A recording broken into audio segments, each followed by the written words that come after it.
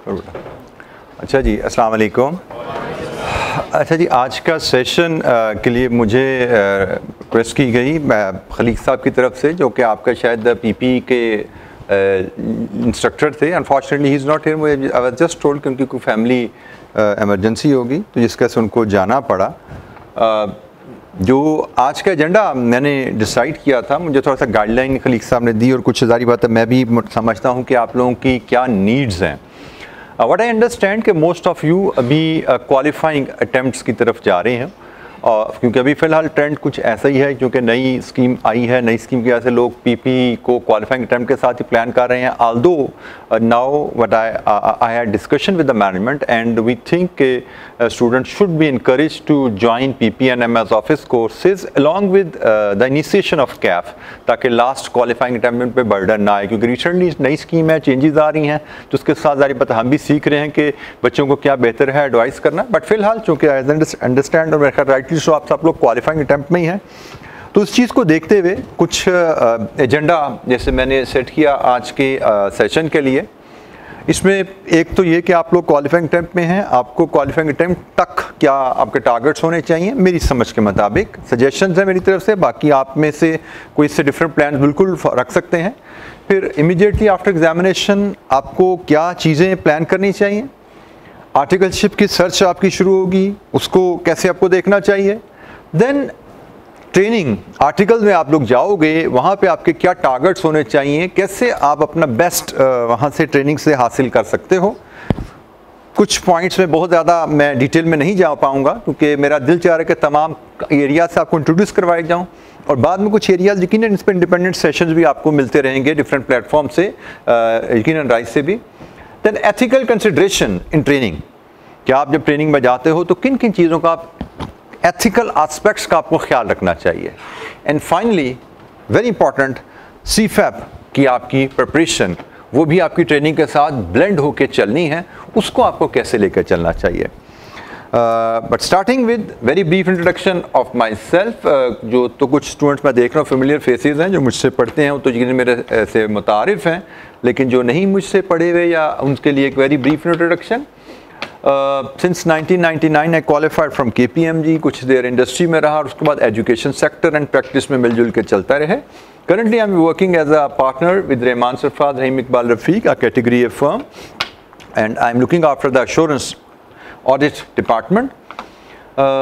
इसके अलावा टीचिंग में मेरे पास जो एरियाज़ हैं, मैं CFAP 4, CFAP 3 and CAF 3 and CAF 6, Kaif level पे CAF 3 cost and management accounting, MFA में फाइनेंशियल एनालिसिस और BFD का जो सब्जेक्ट है इनको टेकअप करता हूँ। सबसे पहले मैंने बल्कि CA में BFD ही पढ़ाना शुरू किया था 2008 में, फिर 2014-15 में CAF 3 और फिर CAF 6 जब आया 2022 में 21 में, तब से इसकी भी टीचिंग में भी मैं एंगेज हूँ।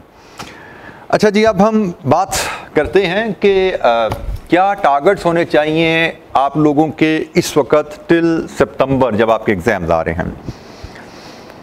मतलब मैं देखिए, मैं एज अ स्टूडेंट बात करूंगा, जो मैं आपकी शूज़ में हूं तो मैं क्या करता, मैं वही बात करूंगा। मैं ये बता दूं कि as a student I used to be a good student. मैंने अल्हम्दुलिल्लाह CA बैक इन 99 जब क्वालिफाई किया विदाउट एनी फेलियर। किस उस ज़माने की डिफ़िकल्ट और टफ कंडीशन के बावजूद, अनसर्टेनिटीज़ बहुत ज़्यादा होती हैं, उसके बावजूद I never face any failure in any CA exam. So I was a good planner, I was good thinker, study CA scheme को कैसे लेकर चलना है। अकॉर्डिंगली मैं कोशिश करता हूँ कि अपने स्टूडेंट से भी इन चीज़ों पे कम्युनिकेट करता रहूँ कि आप कैसे अपने एजुकेशन कैरियर को सक्सेसफुली प्लान कर सकते हो। ठीक है, तो उसमें सबसे पहले मुझे जो लगता है कि इस वक्त आपका टारगेट जो होना चाहिए, 2 एरियाज़ जो जिन पे आप काम कर रहे हैं। एक, कैफ सब्जेक्ट्स आपके 2 हैं, 3 हैं, 4 हैं, जितने भी हैं उनको पास करना, और दूसरा PP और MS ऑफिस जिसको ऑलरेडी आप लोग कमिट कर चुके हो, ऑलमोस्ट ख़त्म कर रहे हो। मुझे लगता है अगर आप यही 2 चीज़ें सक्सेसफुली सितंबर तक कंप्लीट कर लेते हो, पेपर अच्छे अंदाज में देते हो, रिजल्ट तो बाद में आएगा, लेकिन इस अंदाज में प्रिपेयर करके दे पाते हो कि आप क्वालिफाई कर जो इंशाअल्लाह कमिंग रिजल्ट में, और सितंबर तक ही अगर आपके सर्टिफिकेट्स भी कंप्लीट हो जाते हैं, आपके हाथ में आ जाते हैं, तो you will be having as over many other students. क्योंकि मैं स्टूडेंट से मिलता रहता हूं और मुझे आइडिया है कि काफ़ी ज़्यादा स्टूडेंट्स, क्योंकि स्कीम में ट्रांजिशन है ना, काफ़ी ज़्यादा स्टूडेंट्स इस मामले में थोड़ा पीछे हैं। काफ़ी ज़्यादा स्टूडेंट्स ये कोर्सेज जो हैं वो मे बी पेपर्स के बाद ज्वाइन कर रहे हैं, तो थोड़ा सा उनको थोड़ा सा आपके मुकाबले में 5-10% वो हैंडीकैप में होंगे। तो आपको एज है अगर आप ये अपनी क्वालिफिकेशन के साथ इन कोर्सेज को बाय सितंबर कंप्लीट कर पाते हैं। तो मुझे लगता है कि अगर आप ये टारगेट सक्सेसफुली हासिल कर पाएँ, इसमें यहाँ पे मैं एक टर्म यूज़ करता हूँ कि आपकी प्रिपरेशन में एक्स्ट्रा ऑर्डिनरी एफर्ट होनी चाहिए। हमारे अक्सर बच्चे आखिरी टाइम में आके कुछ डी ट्रैक हो जाते हैं। डी ट्रैक इस सेंस में हो जाते हैं, कुछ बच्चों के एक पेपर होता है, कुछ के 2 पेपर होते हैं, पीछे 3-3, 4-4 देते आ रहे होते हैं। तो बैलेंस ऐसा बनता है कि 3-4 देने के बाद जब 1 या 2 पेपर रहते हैं ना, तो वो ज़रा रिलैक्स हो जाते हैं, ये तो बर्डन ही कोई नहीं है, ये तो बस एक पेपर ही है ना, ये तो मैं कर लूँगा। तो सीए में लेट मी टेल यू कि एक पेपर्स के पीछे मैंने 3-3, 4-4 साल लोगों के ज़ाया होते देखे हैं।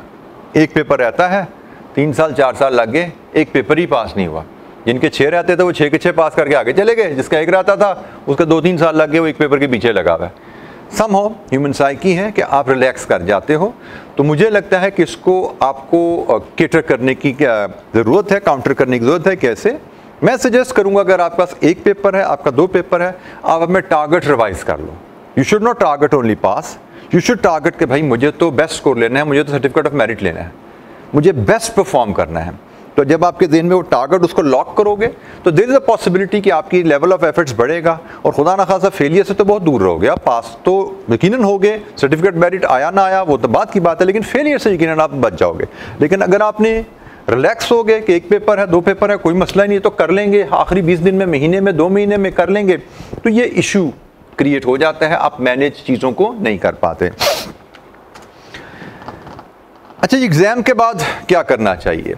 Bye now you all should be aware कि कंपटीशन बहुत ज़्यादा है।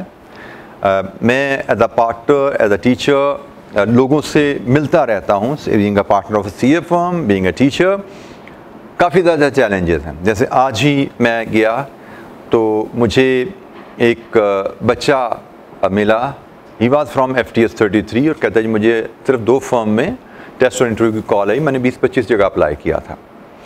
तो मैं चूँकि दूसरी साइड पे भी होता हूँ, रिक्रूटमेंट साइड देख रहा हूँ, तो मैं इस चीज़ को समझता हूँ कि यस ऐसी हालात हैं, चैलेंजिंग हालात हैं। क्योंकि मैं भी रिसेंट रिक्रूटमेंट की बात करूँ तो मुझे कोई 10 लोग हायर करने थे, मैंने CVs कॉल की, मुझे 200 के करीब CVs आ गई।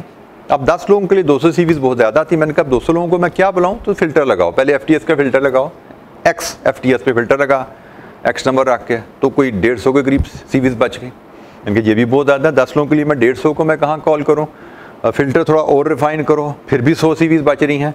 फिर मैंने कहा अच्छा आप इंटर्नशिप का फ़िल्टर लगाओ, कोर्सेज़ का फ़िल्टर लगाओ, किसी बच्चे ने को मज़ीद एक्स्ट्रा कोर्सेज़ की इंटर्नशिप किए हैं, तो मैं फ़िल्टर लगाते लगाते 50 CVs तक पहुंचा। मैंने कहा नाउ इट मेक सेंस कि 10 लोगों को हायर करना है तो 50 लोगों को वैल्यूएट कर लो, 50 में से 10 निकल आएंगे। सो कंपटीशन है, your CV should look strong. You never know कि आप जिस अप्लाई कर रहे हो वहाँ पे उस कंपटीशन में आपका CV कहाँ पे रैंक करेगा। तो जितनी चीज़ें आप उसमें ऐड कर को CV में, उतना आपके लिए बेहतर रहेगा। तो व्हाट आई सजेस्ट कि मुझे जो लगता है एज अ प्रोफेशनल, मैं CVs में जहाँ पे रैंकिंग करता हूँ, मैं प्रेफरेंस देता हूँ कि अगर किसी बच्चे ने कोई इंटर्नशिप की हुई है तो सारी बात अब इस वक्त में अगले 2 महीने में तो आप इंटर्नशिप नहीं कर सकते, बट आई वुड सजेस्ट कि जैसे ही आपके एग्जाम पूरे हों, यू शुड आस्क समवन, अपनी फैमिली में किसी को कह दो कि आपकी इंटर्नशिप की, ज़रूरी नहीं CA फर्म में, एनी ऑफिस, कोई टेक्सटाइल मिल है, कोई घी फैक्ट्री है, कोई travelling agency, any office, any corporate office, जहाँ पे आप 1 महीने के लिए उसके अकाउंट्स में, उसके फाइनेंस में CA फर्म हो जाए, अच्छी बात है, नहीं है तो कोई कंपल्शन नहीं है।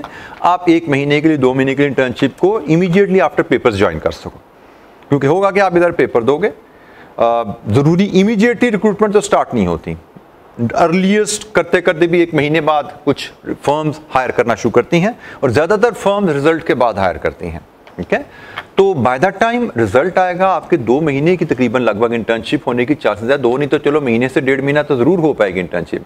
तो that will be a plus in your CV।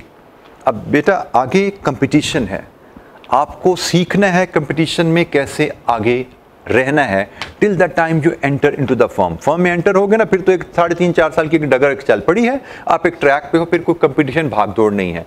लेकिन अभी आप एक दौड़ में हो, उस दौड़ में जितना आगे रहने की कोशिश करोगे उतना बेहतर रहेगा।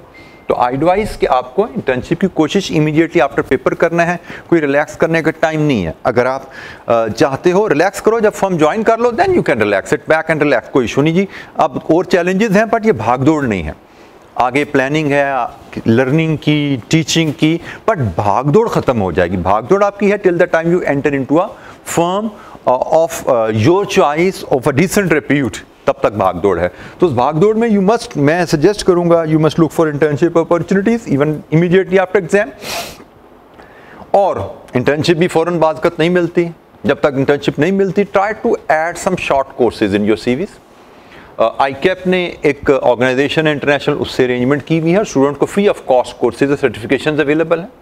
कोर्सेरा के नाम से एक इदारा है इंटरनेशनली, ICAP स्टूडेंट्स के लिए वो प्लेटफॉर्म अवेलेबल है। अब वहाँ पे जाके अपने इंटरेस्ट के मुताबिक accounting software, audit, data analytics के ऊपर छोटे छोटे से 2-4-5 दिन के कोर्सेज ज्वाइन कर सकते हो, जो कि CV में आपके बड़े पॉजिटिवली रिफ्लेक्ट कर सकते हैं। YouTube पे बेतहाशा हमारे कोर्सेज अवेलेबल हैं अकाउंटिंग सॉफ्टवेयर लर्निंग के ऊपर। तो आप अगर किसी अकाउंटिंग सॉफ्टवेयर, क्योंकि आप जब भी फर्म में जाओगे आई बिलीव MS ऑफिस और एक्सेल वो तो आप देख रहे हो, वर्ड्स एंड एक्सेल पे तो आप कमांड ले रहे हो इंशाअल्लाह, लेकिन उसके अलावा अकाउंटिंग सॉफ्टवेयर हैं जो आपको उन पे नॉलेज अगर आपका है, उन पे ग्रिप आपकी है, तो आपके लिए CV में वो स्ट्रेंथ ऐड करेंगे। और आपके CV में जब वो पॉजिटिव रिफ्लेक्ट होगा तो जहाँ पे कंपटीशन आएगा you will be slightly ahead of the competition. तो मुझे लगता है कि आपको इन एरियाज पे इमीडिएटली आफ्टर एग्जाम अपना कुछ ना कुछ काम शुरू करना चाहिए।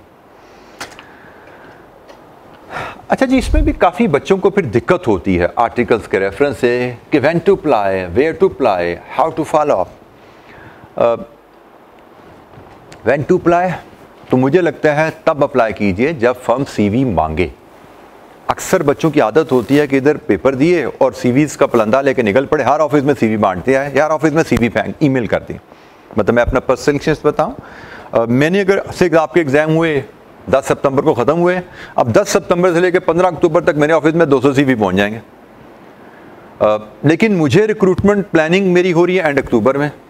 मैंने एंड अक्टूबर में ऐड दिया अगर, तो शायद मैं एंड अक्टूबर में जब ऐड दिया तो उसके बाद के CV ही कंसिडर करूँगा, क्योंकि मेरे पास बेशक 200 CV पहले आ चुके हैं, बट आई रियलाइज कि वो 200 बच्चे CV मेरे ऑफिस में दे के मेरे इंतज़ार में नहीं बैठे। उन्होंने मेरे पास CV नहीं दिया था, उन्होंने 50 जगह और भी CV दिया था, और शायद उन 200 में से शायद 50-60 बच्चे ऑलरेडी रिक्रूट हो चुके हैं कहीं।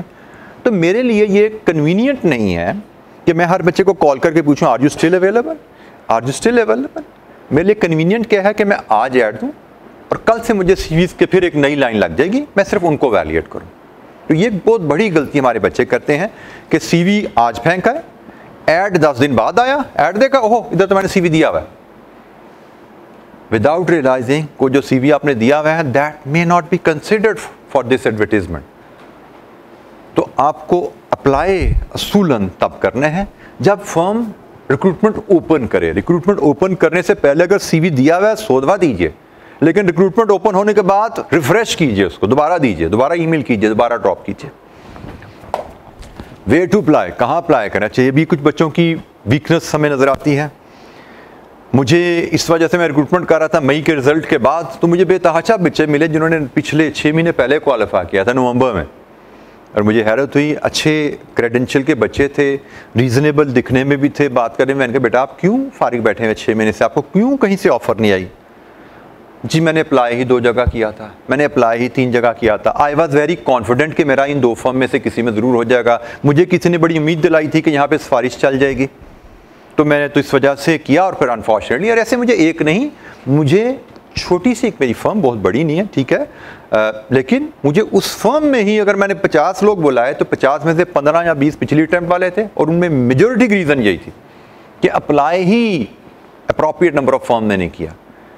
यू मस्ट नो कि हर फर्म का क्राइटेरिया डिफरेंट होता है। आपको लग सकता है कि शायद आपका FTS बड़ा अच्छा है और आपको कैटेगरी टॉप 1, 2, 3, 4, 5 में शायद रिक्रूटमेंट मिल जाएगी, but you need to know कि FTS is not the only criteria. ये अक्सर बच्चे हमें कहते हैं कि जब मैं अपनी इस रिक्रूटमेंट प्रोसेस में इन्वॉल्व नहीं था, I use to hear from the student कि सर मेरा FTS लेटेस्ट है, मुझसे 3 FTS पुराने वाले को हायर कर लिया, देखें सर सिफारिश चलती है, मेरे पास सिफारिश नहीं थी इसलिए मैं रह गया। But now I can tell you with confidence, मैं खुद इस प्रोसेस में इन्वॉल्व होता हूँ और मैं देखता हूँ कि मेरे पास आज के रेफरेंस है। जस्ट एन एग्जाम्पल बात करूँ, अगर FTS 36 का बच्चा आया और FTS 33 का बच्चा आया, दोनों को मैंने इंटरव्यू किया तो कई दफ़ा मैंने ऐसे किया हुआ है कि 36 को रिजेक्ट किया हुआ, 33 को हायर किया हुआ ऑन मेरिट। क्योंकि हम सिर्फ FTS को नहीं देख रहे होते हायर करते, हम आपके मैट्रिक, इंटर, स्कूलिंग, आपके हमारे इंटरनल टेस्ट में परफॉर्मेंस, फिर इंटरव्यू की परफॉर्मेंस, हम उस सब का पैकेज देख रहे होते हैं।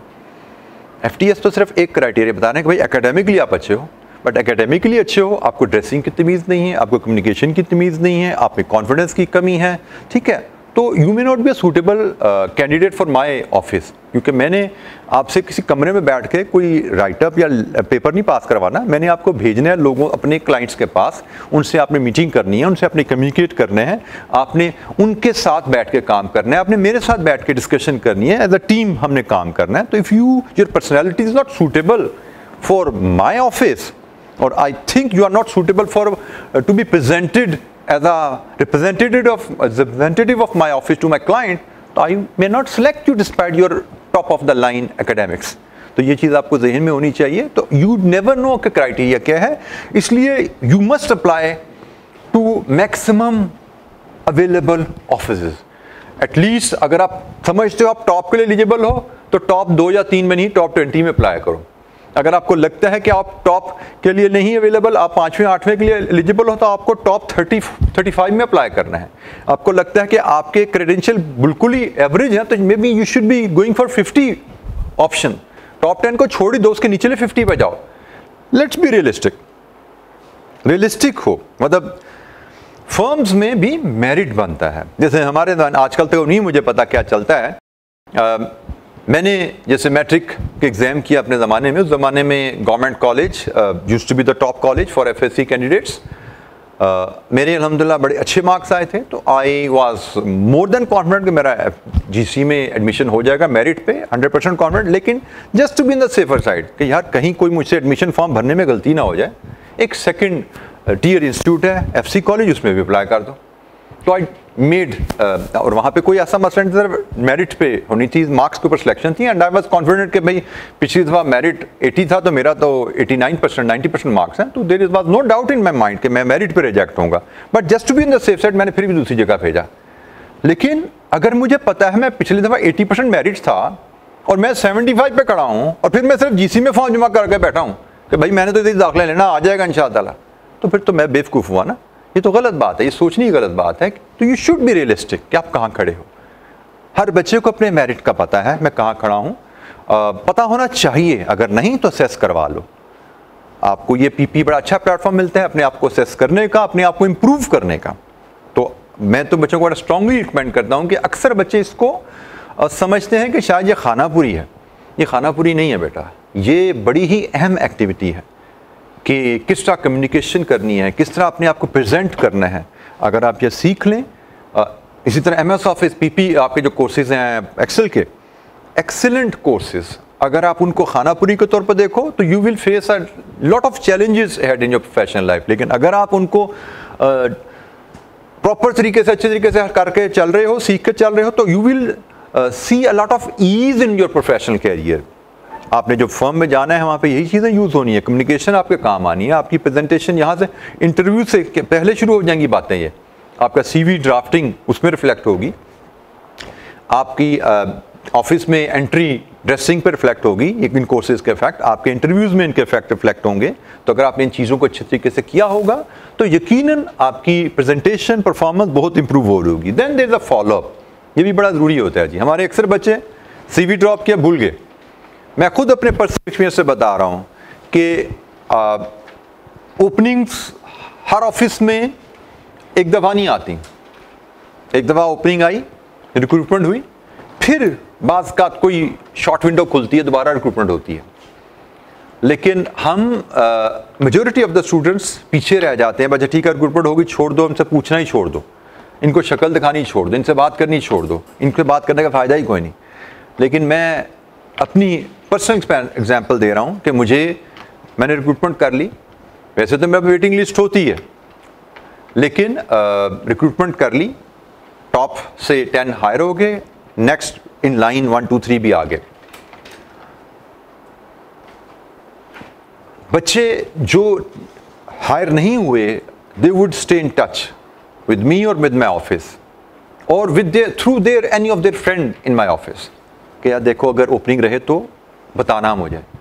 तो जैसे ही कोई बात होनी ऑफिस में, यार अच्छा एक बच्चा हमने हायर किया था वो छोड़ गया किसी वजह से, ज्वाइन नहीं कर सका मैं, तो एकदम उसका कोई नुमाइंदा बोल पड़ेगा, सर वो फलाने बच्चे ने टेस्ट दिया था, इंटरव्यू दिया था, अच्छा था, मैं उसका सर उसको कॉल कर लें। मैं कहूँगा अच्छा CV दिखाओ, हाँ ठीक है यार ठीक ही लग रहा है बच्चा, इसका इंटरव्यू भी हुआ था, टेस्ट भी, इसको कॉल कर लो।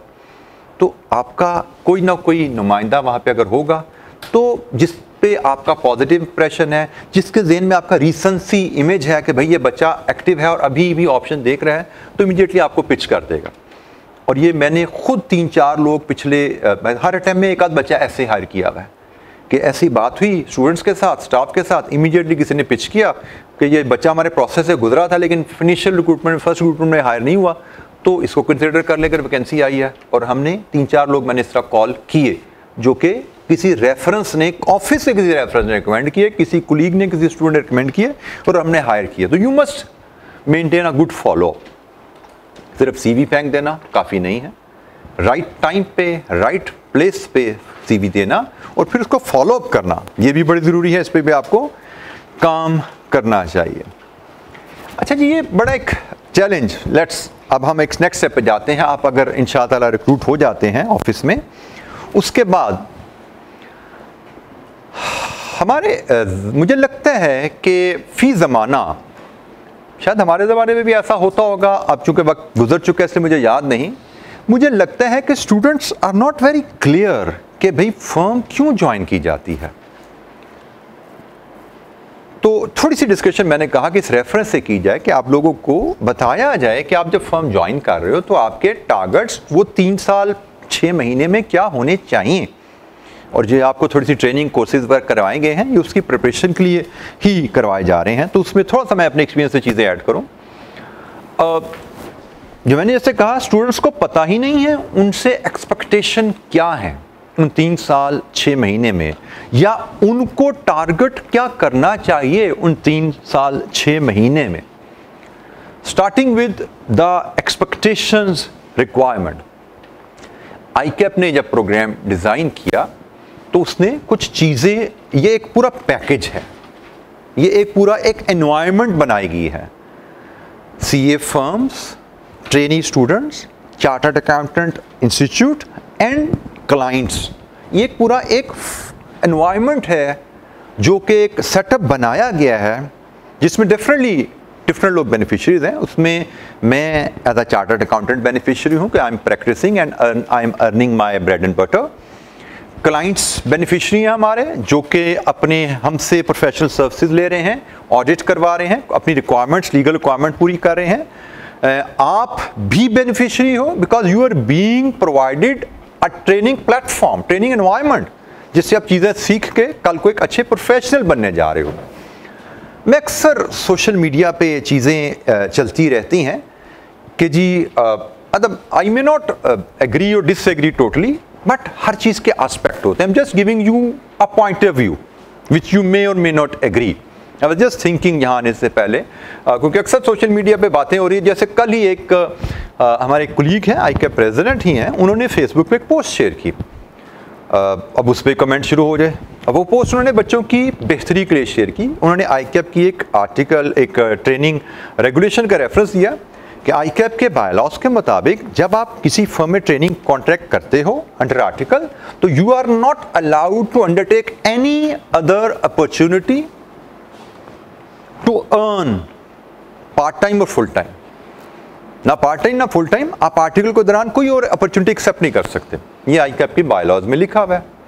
क्योंकि अनफॉर्चुनेटली हम देखते हैं कि स्टूडेंट्स दे गेट इन्वॉल्व, ठीक है, इकोनॉमिक प्रेशर्स होते हैं जिसकी वजह से they get involve in part time और other activities to earn something, और फिर उसके मल्टीपल फ़ायदे तो शायद कम होते हैं, नुकसान ज़्यादा हो जाते हैं।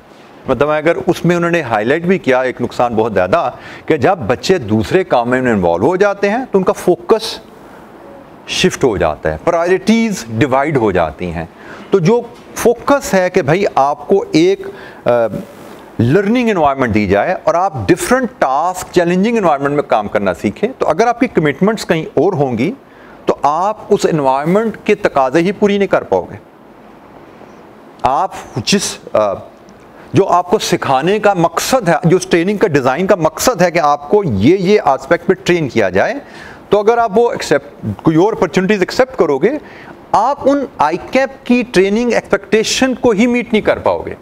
यू विल नेवर बिकम, अगर अकाउंटेंट बन भी गए qualified, you will never be a good professional, क्योंकि chartered accountant is not simply a certificate holder.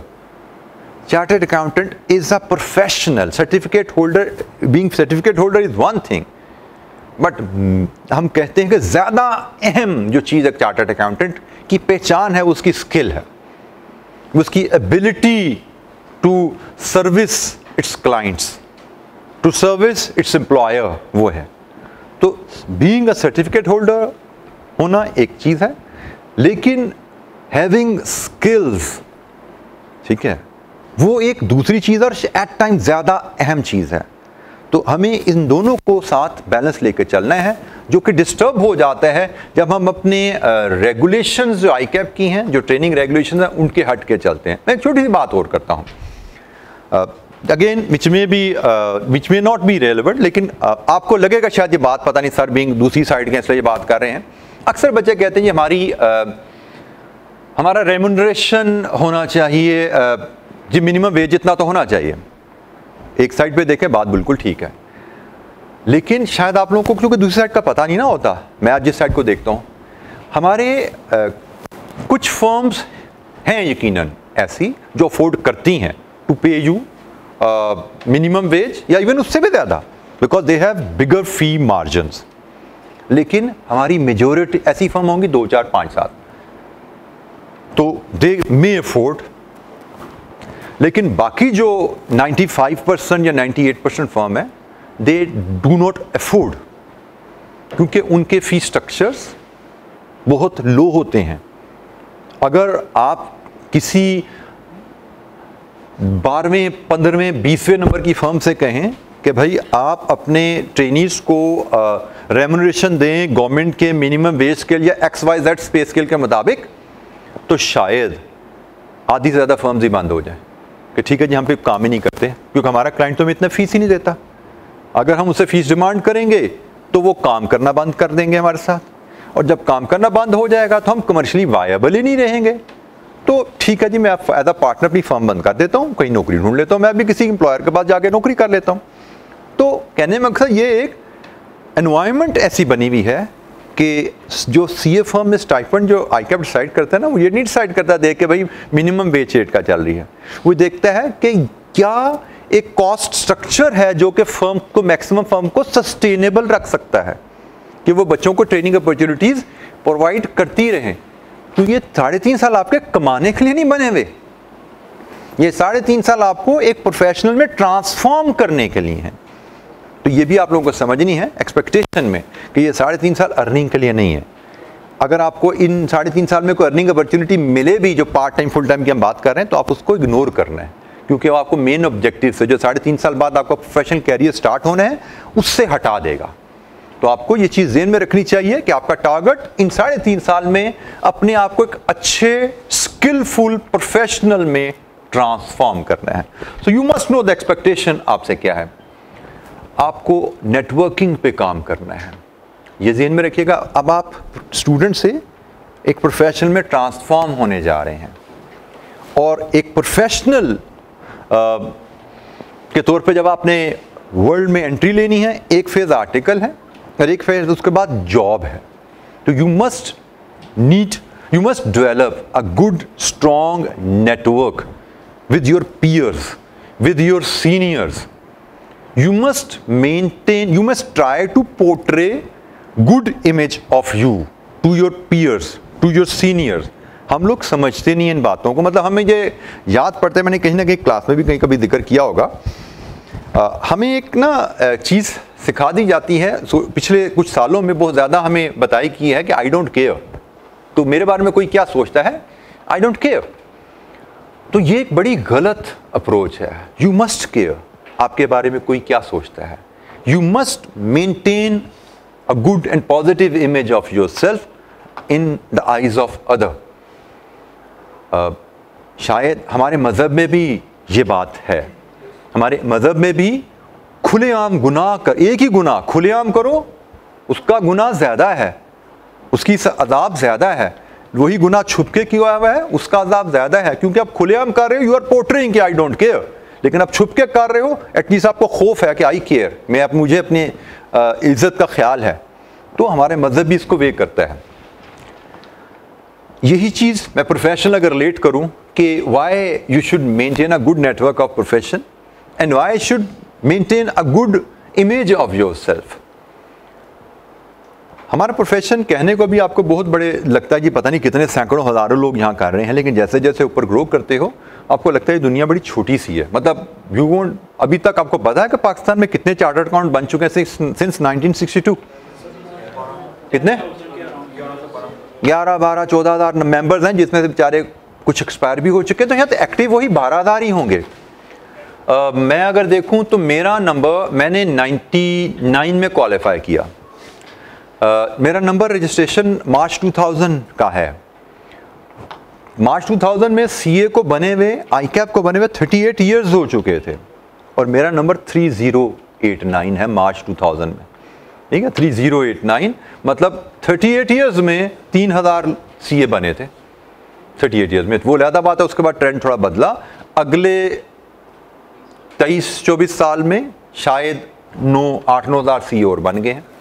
But बड़ी छोटी सी दुनिया है। ये 8-9 हज़ार सीए पूरी दुनिया में बटे हुए हैं। 4-5 हज़ार पाकिस्तान से बाहर हैं, 4 हज़ार पाकिस्तान से बाहर, 4 हज़ार नॉर्दर्न रीजन, 4 हज़ार साउदर्न रीजन, इस तरह को बटे हुए हैं हम लोग। तो इतने बड़े नॉर्दर्न रीजन जिसमें हम रहते हैं, जिसमें पंजाब केपी सारा आता है, 4,000 के करीब शायद चार्टर्ड अकाउंटेंट काम कर रहे हैं। वो छोटी सी दुनिया है। और आप बहुत से लोगों को जानते हो, और बहुत से लोग जिनको आप जानते हो उनके आगे जानने वाले बैठे हुए हैं। अकाउंटेंट्स को जब भी जॉब की जरूरत पड़ती है, नॉर्मली अकाउंटेंट्स ही उनके रेफरेंस बनते हैं।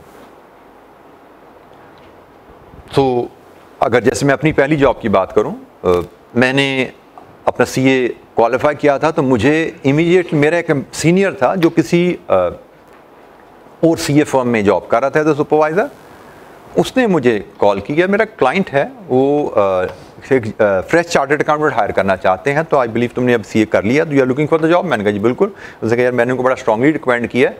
अब वो मुझे जानता था, उसने मेरे साथ 2-3 साल काम किया हुआ था उस सीनियर ने, और I had good image in his eye. उसको जब किसी ने कहा कि उसको बंदा चाहिए, उसने फ़ौरन मेरा नाम लिया। अच्छी ऑर्गेनाइजेशन, मल्टीनेशनल ऑर्गेनाइजेशन थी, उसने फ़ौरन मुझे रेफ़र किया।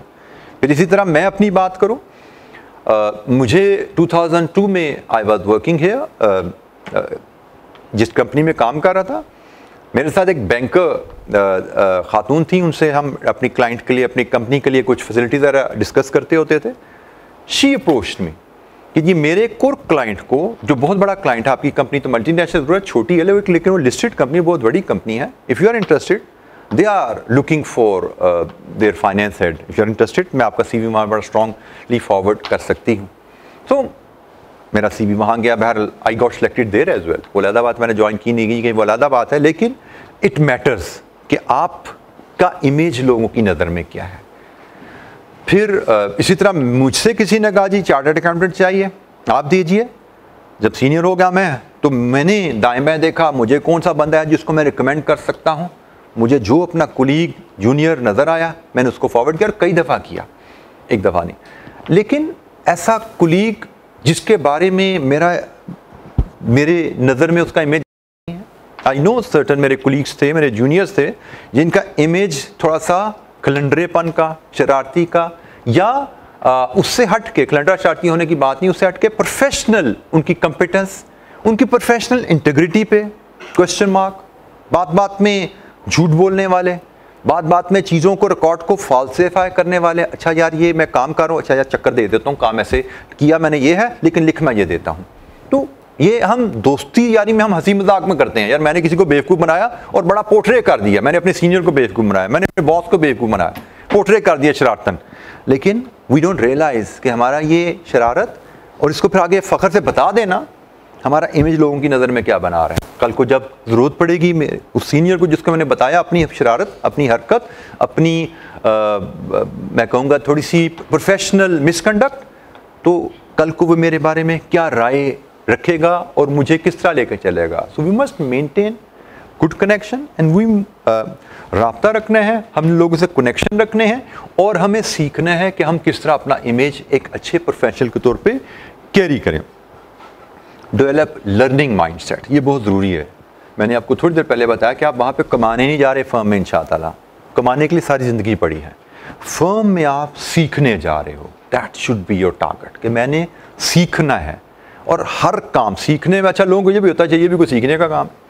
मैं बच्चों को कहता हूँ कि अगर बेटा आपको ऑफिस के दरवाजे पे खड़ा कर दिया जाए ना कि देखो कौन आ रहा है कौन जा रहा है, ऑब्जर्व करो इनको, तो अगर आप सीखना चाहो तो उनको देख के भी सीख सकते हो। हर काम में जो ऑफिस में आपको दिया जाए, there is some aspect to learn. कोई काम, मुझे बड़ा डाव लगा ना फिल्म का, कोई काम छोटा नहीं होता, तो वाकई प्रोफेशन में भी कोई काम छोटा नहीं होता। हर काम आपको कुछ ना कुछ सिखाता है अगर आप सीखना चाहते हो। और मुझे लगता है कि आपका मेन टारगेट ये होना चाहिए कि हमें यहाँ से मैक्सिमम स्किल्स सीखनी है। बी प्रोफेशनल एंड पंक्चुअल, ये एक बहुत बड़ा, पंक्चुअलिटी को अगर मैं हाईलाइट करूँ, प्रोफेशनल तो बड़ी एक ब्रॉड टर्म हो जाती है। ये एक बहुत बड़ा इशू है हमारे फी ज़माना सोसाइटी में कि पंक्चुअलिटी को हम भूल ही चुके हैं। हम समझते ही नहीं कि टाइम पे काम करना, सिर्फ ऑफिस टाइम पे पहुंचना ही पंक्चुअलिटी नहीं है। प्रॉमिस आपने किया कि मैं इस टाइम पे काम डिलीवर करूंगा, उस काम पे डिलीवर ना करना, ये भी एक पंक्चुअलिटी से डेविएशन है, प्रोफेशनलिज्म से डेविएशन है। तो ये जो मैं बात करता आपको इमेज अपना मेंटेन करना है, तो उसमें बहुत ज़रूरी है कि आप अपनी पंक्चुअलिटी को इंश्योर करो और प्रोफेशनलिज्म के साथ चलें। जो कमिटमेंट करें उसको ऑनर करें, जो वादा करें उसको पूरा करें, क्योंकि प्रोफेशनल की पहचान ही उसके वर्ड्स होते हैं।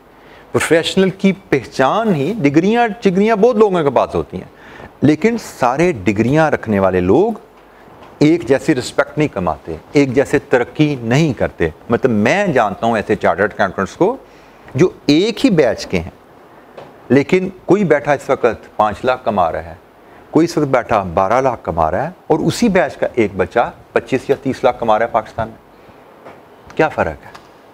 सिर्फ यही एटीट्यूड का फ़र्क है कि उन्होंने अपना इमेज, अपनी स्किल्स, अपने प्रोफेशनलिज्म को मेंटेन किया हुआ है, उसको लेके चल रहे हैं।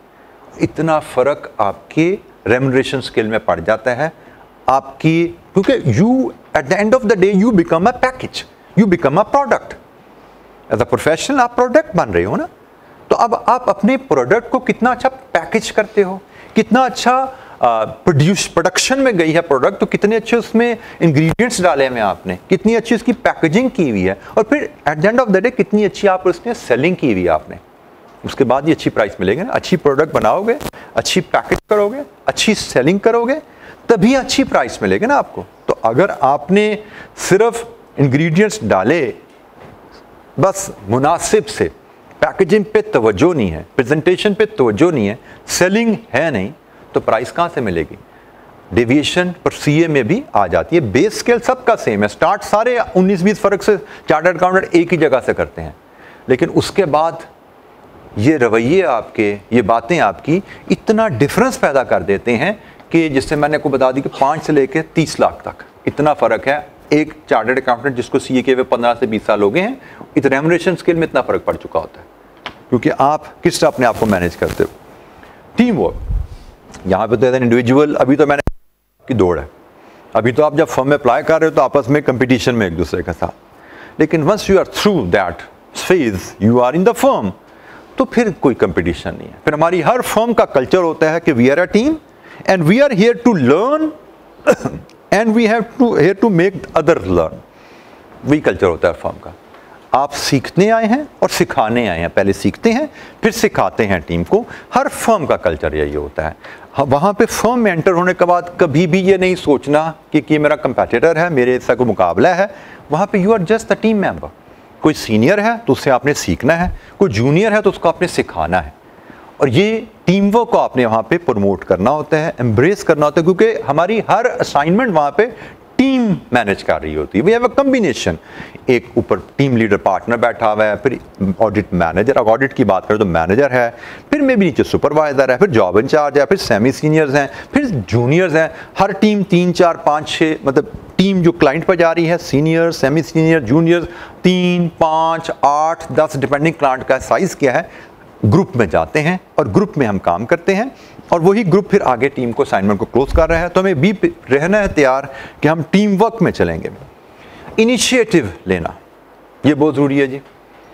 अब फर्म में जब जाते हो तो डिफरेंट तरह के रवैये हमें देखने को मिलते हैं। जैसे मैंने कहा, आजकल हर कोई फिलोसोफर बन जाता है, सोशल मीडिया पे कुछ भी चीज़ डालो, जिसी को पैगाम पहुंचाना हो तो यूं करके पहुंचा दो। अपनी इंडिविजुअल सोच विदाउट ऑथेंटिकेशन आप डालते हो सोशल मीडिया पे, और अनफॉर्चुनेटली बहुत से लोग उस सोच को समझते हैं ये बड़ी ऑथेंटिकेटेड सोच है, तो हमें इसको एम्ब्रेस कर लेना चाहिए, बड़ी अच्छी सोच है। हालांकि उस सोच की कोई बेस नहीं होती, कोई वेट नहीं होता। जैसे हमारी फर्म में मुझे एक दफ़ा किसी बच्चे ने बात की कि सर मुझे मेरे सीनियर ने बताया था, मतलब उसकी परफॉर्मेंस में थोड़ी कमी थी।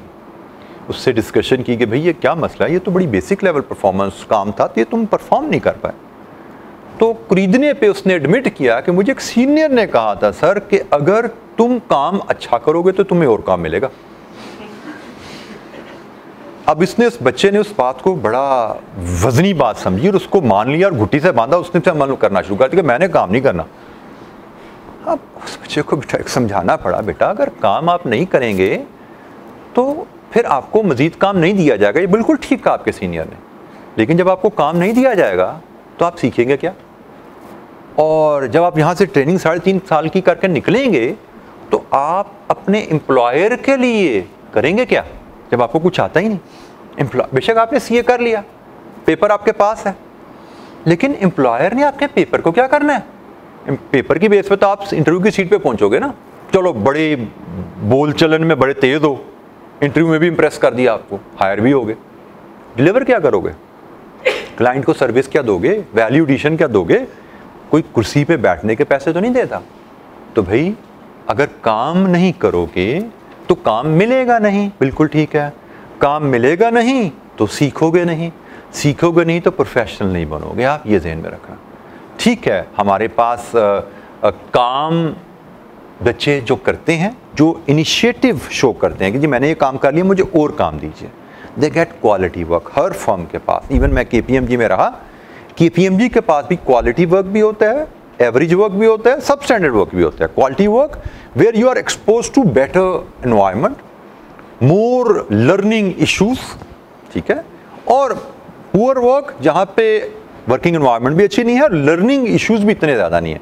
हर तरह के क्लाइंट हर ऑर्गेनाइजेशन के पास होते हैं। मैं जहाँ पे काम कर रहा हूँ रहमान सरफराज में, ऐसे भी हैं, वहाँ पे भी हैं, और जहाँ पे मैंने ट्रेनिंग ली वहाँ पे भी थे।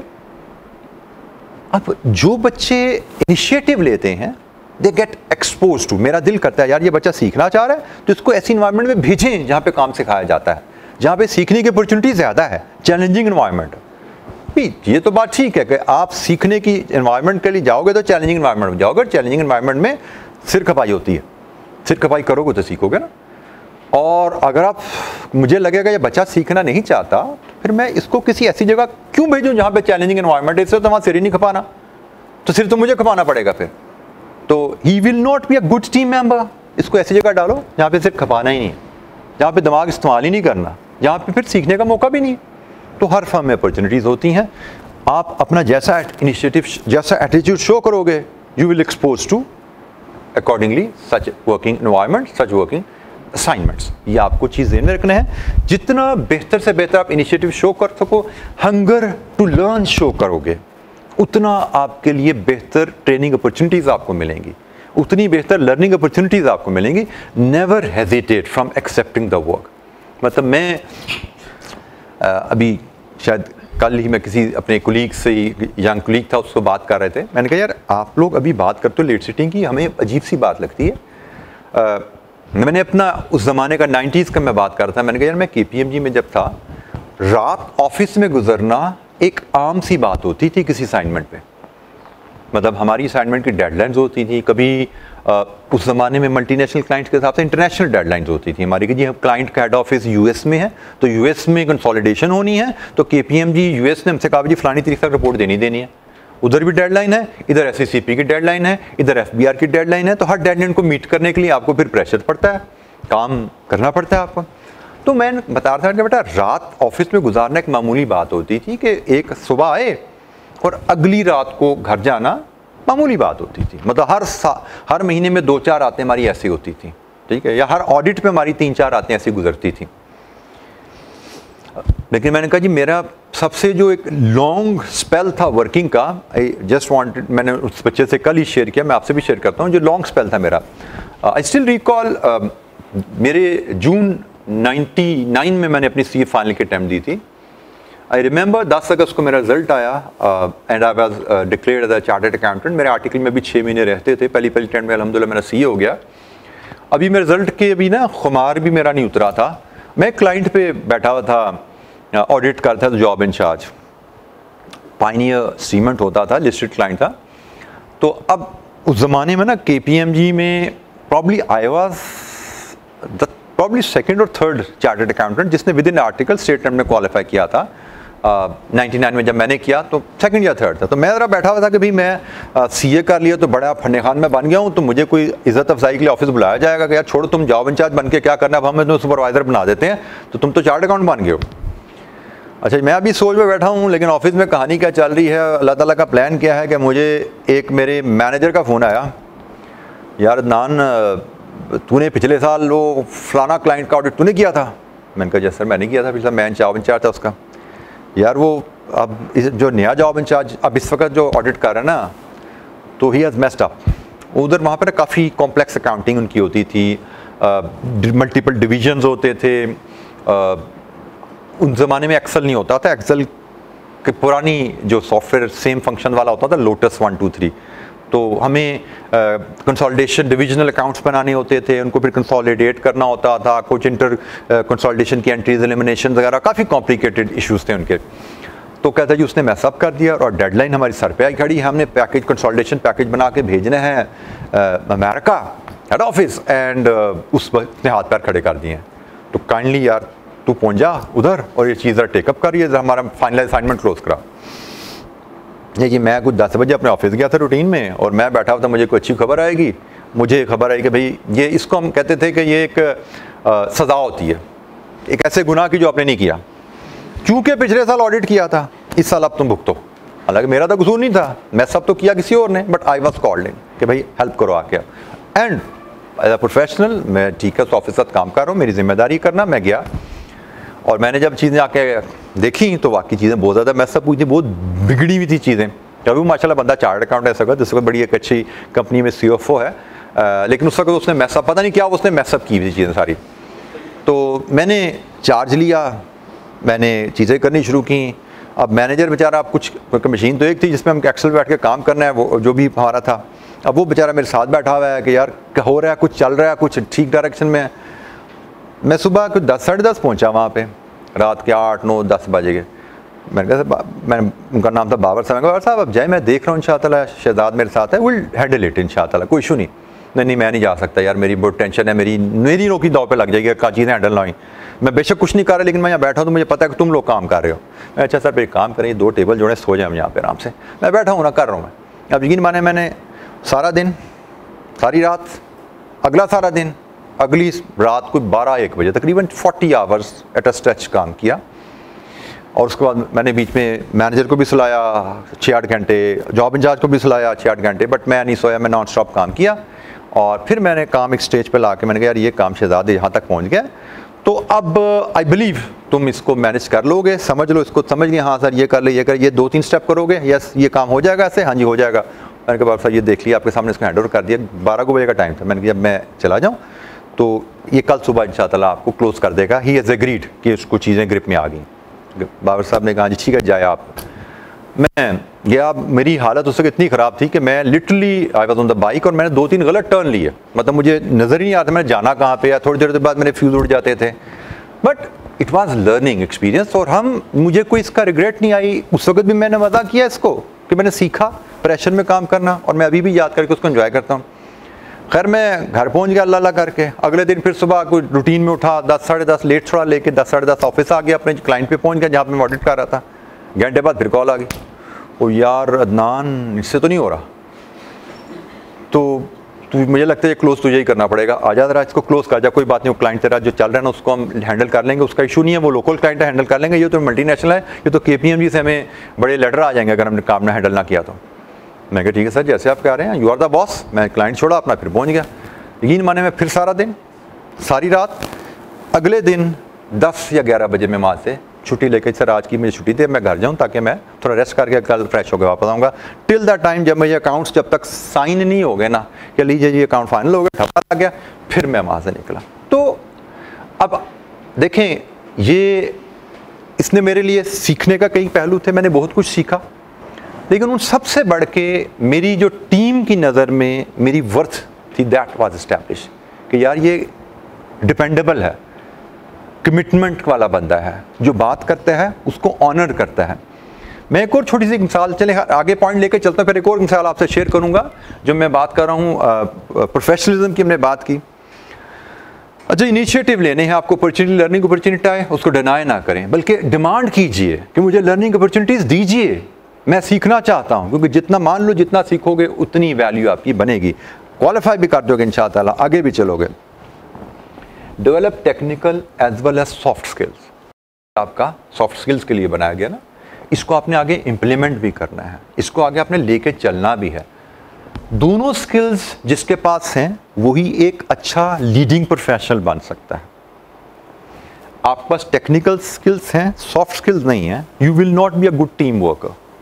और अगर आप टीम वर्कर नहीं हो, टीम को लीड नहीं कर सकते, टीम को अपने साथ अटैच नहीं कर सकते due to lack of soft skill, you will never be given a higher seat.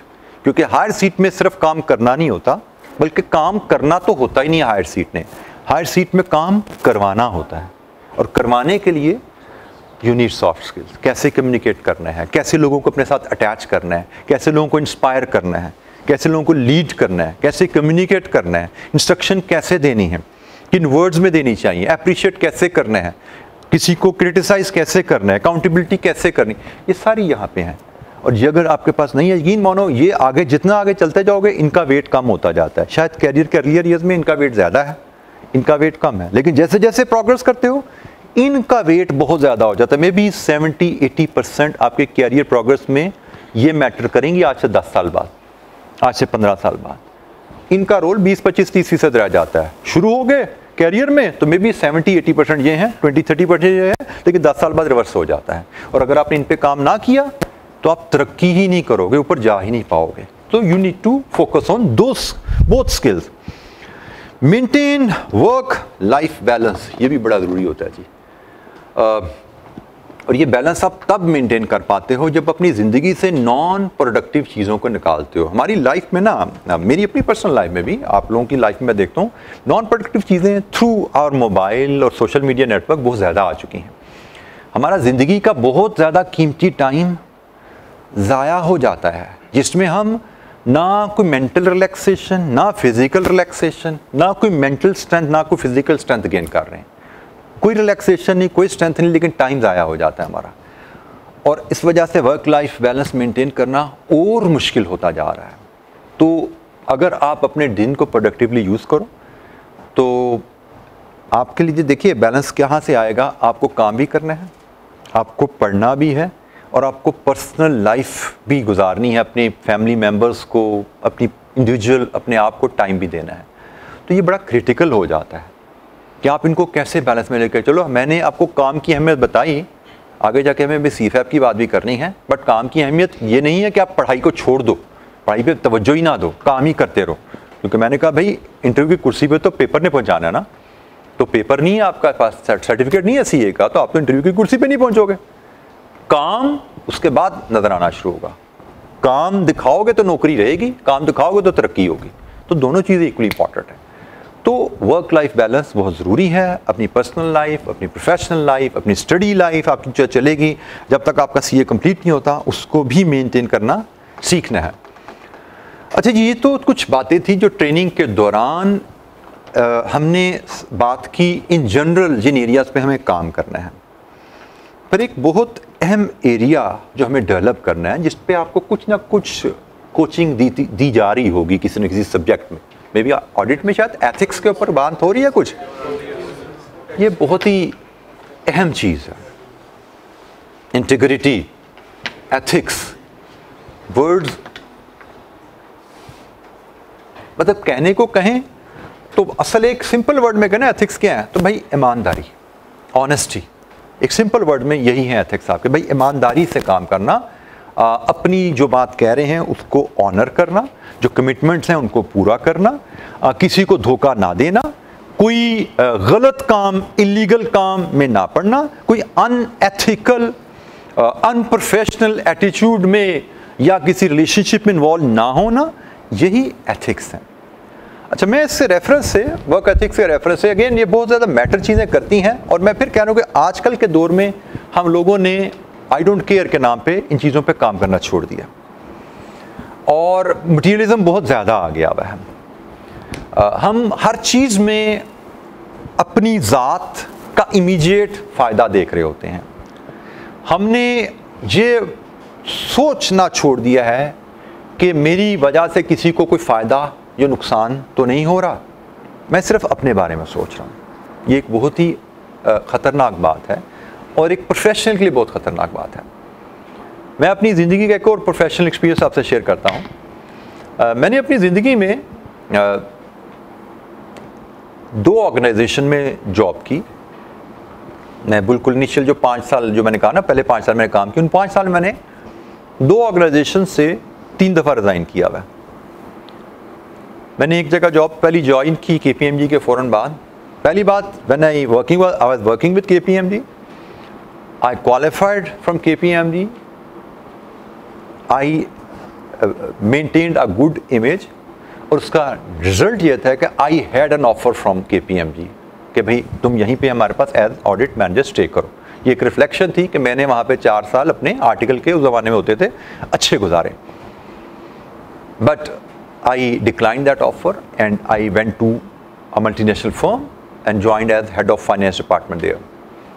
There I worked for 3 years और 3 साल बाद मुझे लगा यार ये ऑर्गेनाइजेशन छोटी है, I need to look for some bigger organization।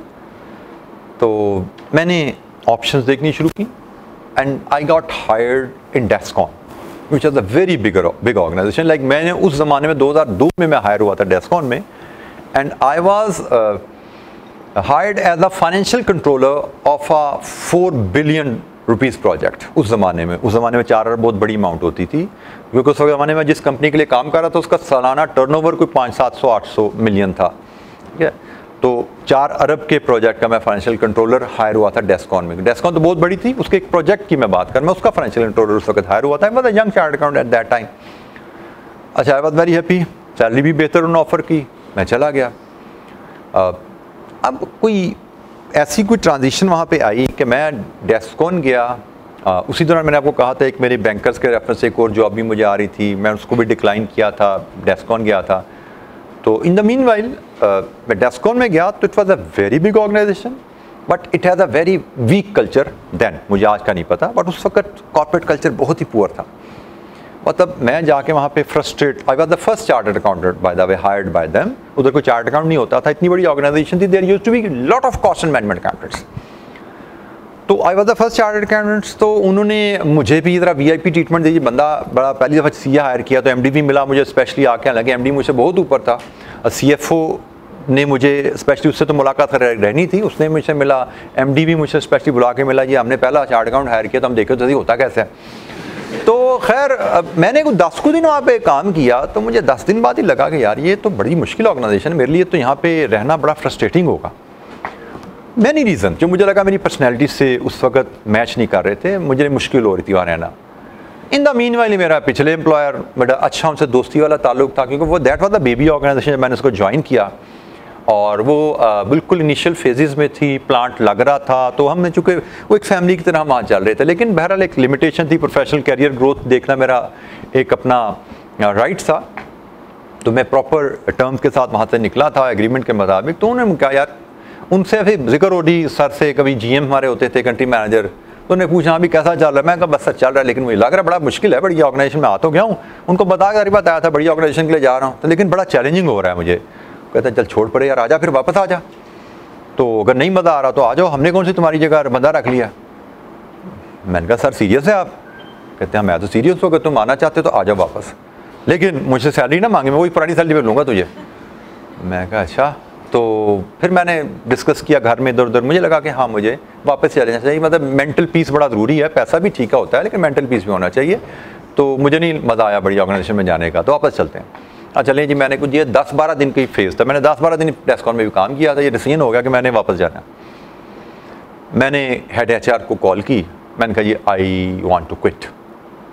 अब आपको एम्प्लॉयमेंट प्रोसीजर पता होना चाहिए कि नॉर्मली एम्प्लॉयमेंट में एक प्रोबेशन पीरियड होता है, और प्रोबेशन पीरियड वहाँ पे शायद कोई 1 महीने का था इफ़ आई रिकॉल करेक्टली, और 1 महीने के प्रोबेशन पीरियड में एम्प्लॉई और एम्प्लॉयर के पास दोनों के पास राइट होता है कि आज बताओ और कल ना हो, या अभी बताओ और अभी निकल जाओ दफ्तर से, मतलब ये लीगल राइट होता है दोनों के पास कि एम्प्लॉयर कहे जी मुझे आपकी ज़रूरत नहीं है, you are not suitable to my organisation, और मैं कहूँ कि जी I don't think you are, I am adjusting here well, I don't want to work, मैं अभी चला जाऊँ।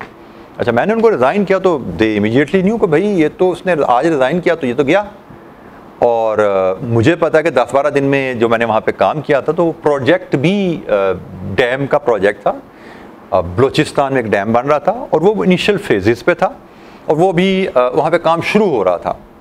And I was the I think as HOD मैंने ज्वाइन किया था, फाइनेंशियल कंट्रोलर, और मेरे साथ अभी बड़ा टीम डेवलप होनी थी, अभी हुई नहीं थी डेवलप, मैंने टीम डेवलप गया था मैं हेड, और मैंने टीम बनानी थी, तो वो एकदम परेशान हो गए यार, ये अभी एक बंदा हमने की पर्सन हायर किया था कि ये टीम बनाएगा और लीगली ये जा भी सकता है, और उसने रिज़ाइन भी कर दिया है, तो हमारी तो टीम गई। अब मैंने अगर मैं अपना सिर्फ सोचता मैं भाड़ में जाऊँ, मुझे क्या, मेरी अप्रोच ये हो सकती थी, बट एज अ प्रोफेशनल मुझे ये मुनासिब नहीं लगा कि यार एक एम्प्लॉयर ने मुझे हायर किया है और मैं उनको तकलीफ़ में छोड़ के जाऊँ। मुझे इमीडिएटली रियलाइज़ के मुझे पता था उनको तकलीफ़ होगी, और आई रियलाइज़ को उनको इमीडिएटली तकलीफ़ है। तो उन्होंने कहा जी यार अच्छा, तो फिर मैंने कहा लेकिन चलें, मैं एक चीज़ आपको प्रॉमिस करता हूँ कि I am resigning, I will not work with you, and as a legal right मैं कल ना आऊँ, मैं अभी चला जाऊँ, आई नो, लेकिन रेस्ट एश्योर्ड मैं अभी जा नहीं रहा, मैं इधर ही हूँ, आप start looking for the other option, I will help you out, आप मेरी रिप्लेसमेंट ढूंढिए, तब तक मैं आपका काम एज अ प्रोफेशनल चलाऊँगा, आपके साथ काम कर रहा हूँ, आप बंदा ढूंढ लीजिए, बंदा हायर कर लीजिए, तब तक मैंने जितना काम कर लिया होगा मैं हैंडिंग ओवर टेकिंग ओवर भी प्रॉपर करूँगा, जब तक आप मुझे इजाज़त नहीं देते, आई विल नॉट लीव। लीजिए जी जनाब, इस काम में, इस पूरे प्रोसेस में इट टुक 3.5 months, जो मैं 24 घंटे के नोटिस पे या 1 मिनट के नोटिस पे जा सकता था, मैंने 3.5 महीने वहाँ पे सर्व किया। और ये मैंने अपने एम्प्लॉयर को बता दिया कि जी आऊँगा, ठीक है मैं आ जाऊँगा, लेकिन फिर आपको वेट करना पड़ेगा, मैं छोड़ के नहीं आऊँगा बीच में, ये फिर आप प्रॉमिस करें कि आप फिर वेट करेंगे, मैं महीने बाद आऊँ, 2 महीने बाद आऊँ, 4 महीने बाद आऊँ, ये फिर आप वेट करेंगे, ठीक है कोई मसला नहीं, हम विल वेट। तो मैंने 3.5 महीने सर्व किया, किस लिए कि मेरे एम्प्लॉयर को तकलीफ ना हो, मेरे किसी रवैये, मैं अपने किसी ज़ाती प्रेफरेंस की वजह से मूव कर रहा हूँ ना, तो मेरी किसी ज़ाती प्रेफरेंस के डिसीजन की वजह से किसी को तकलीफ नहीं होनी चाहिए। As a professional I felt duty bound कि मुझे, और ये आप कह दें अगर हम बात करते हैं इंटीग्रिटी की, तो शायद वहाँ पे ये चीज़ रिफ्लेक्ट होनी चाहिए कि भाई मुझे ऑनेस्टी से काम करना, ऑनेस्टी में ये बहुत ज़रूरी होता है कि आप अपने एम्प्लॉयर का, अपने क्लाइंट का ख्याल रखिए। इसमें बाय द वे ये मेंटेन कॉन्फिडेंशियलिटी भी है कि हम क्लाइंट पर जाएंगे, ऑडिट पर जाएंगे, हम उनकी इन्फॉर्मेशन देखेंगे, हम सुनेंगे, हमें दोस्तों से मजाक में भी बात शेयर नहीं करनी, हमें अपनी फैमिली में भी इसको डिस्कस नहीं करना कि मेरे जो वहाँ पे गया वहाँ पे उनका रेवेन्यू कितना है, वहाँ पे उनके एसेट्स कितने हैं, वहाँ पे काम क्या होता है, वहाँ पे बात क्या होती है। ना मुझे अपने ऑफिस की बात, फर्म की बात बाहर करनी है, ना अपने क्लाइंट जिसका मैं ऑडिट कर रहा हूँ उसकी बात कहीं पे करनी है। जिस क्लाइंट की बात है उसकी रिलेटेड टीम में रहनी चाहिए। इवन एक क्लाइंट का ऑडिट मैं कर रहा हूँ, एक फर्म में ही हैं हम, मैं भी आर्टिकल कर रहा हूँ, आप भी आर्टिकल वहाँ पे कर रहे हो, मैं ऑडिट एक क्लाइंट का कर रहा हूँ, आप बी क्लाइंट का ऑडिट कर रहे हो, हमें एक दूसरे क्लाइंट की इन्फॉर्मेशन आपस में नहीं शेयर करनी। कॉन्फिडेंशियलिटी का तकाजा ये है, क्योंकि भाई आप जिस क्लाइंट का ऑडिट कर रहे हो वो इन्फॉर्मेशन आपके लिए है, it should stay with you, that is not meant for me. और मैं जिस क्लाइंट का ऑडिट कर रहा हूँ उसकी इन्फॉर्मेशन मेरे पास है, that is not meant for you, मैं आपसे शेयर नहीं, मुझे शेयर नहीं करनी वो। अगर मैं कर रहा हूँ तो मैं एथिकल जो कोड हैं उसकी वायलेशन में हूँ, जिसका अनफॉर्चुनेटली मैं कह रहा हूँ कि हम लोग ख्याल नहीं करते। तो professional integrity, maintain confidentiality, professional scepticism. अच्छा, ये एक बड़ा मसला है जो मैं पढ़ाई में भी अक्सर लोगों को कहता रहता हूँ, भाई दिमाग इस्तेमाल किया करो। दिमाग नहीं इस्तेमाल करते बच्चे, सोचते नहीं हैं चीज़ों के बारे में, स्क्रूटनाइज नहीं करते लोग चीज़ों को, डाटा को, इंफॉर्मेशन को, फैक्ट्स को। क्या ये चीज़ ठीक है, क्या ये सही जगह पे है, क्या इसको ऐसे ही होना चाहिए, ये एटीट्यूड का एक मसला है जो हमारे अंदर, ये स्केप्टिसिज्म आपको ऑडिट में भी कई वर्ड सिखाया गया होगा ना, तो ये बड़ी प्रैक्टिस में आके ये वर्ड बड़ा लैग कर रहा होता है, इस पे भी आपको कुछ तवज्जो देने की ज़रूरत है। अवॉइड अनएथिकल बिहेवियर, मैं इसकी डिटेल में नहीं जाता, लेकिन आपको अपना रवैये बड़े बैलेंस और प्रोफेशनल वे में लेकर चलने हैं। बहुत सी आपको प्रोफेशनल वर्ल्ड में ऐसे मौके आते हैं जहाँ पे आप थोड़ा फील करते हो कि शायद मुझे प्रेस किया जा रहा है, मैं मुझसे इंसाफ नहीं हो रहा, but never lose your temper, always talk professionally. और फिर मैंने कहा एक जो फील आपको डेवलप करनी है, जो आदत बनानी है, दैट इज़ टू एम्पथाइज। आप टीम में काम करोगे, आपके डिसएग्रीमेंट भी होंगे, अपने पीयर्स से भी, अपने बॉसेस से भी। अब वो चीज़ समझनी है कि डिसएग्रीमेंट डजंट नेसेसरली मीन कि you are right and he is wrong. Disagreement mean you both may be right और you both may be wrong. Disagreement simply mean आपका ओपिनियन फ़र्क है, आपका ओपिनियन भी ठीक हो सकता है एक पॉइंट ऑफ व्यू से, आपके कुलीग का ओपिनियन भी ठीक हो सकता है दूसरे पॉइंट ऑफ व्यू से, and you must respect that. हमें अपने ओपिनियन को किसी पे थोपना नहीं है, फोर्स नहीं करना, और हमें दूसरों के ओपिनियंस की रिस्पेक्ट करनी है। बाज़ औक़ात ज़िंदगी ना ये बड़ी छोटी सी होती है, आर्टिकल लाइफ तो 3.5 साल आपके यूँ शुरू होंगे, जो ख़त्म होंगे पता भी नहीं लग रहा,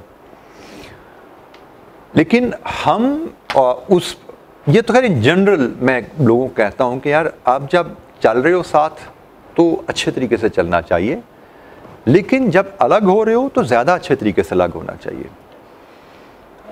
मुझे किसी का था मेरे जहन से वर्डिंग निकल रहे हैं, लेट मी रिकॉल। जब साथ रहना है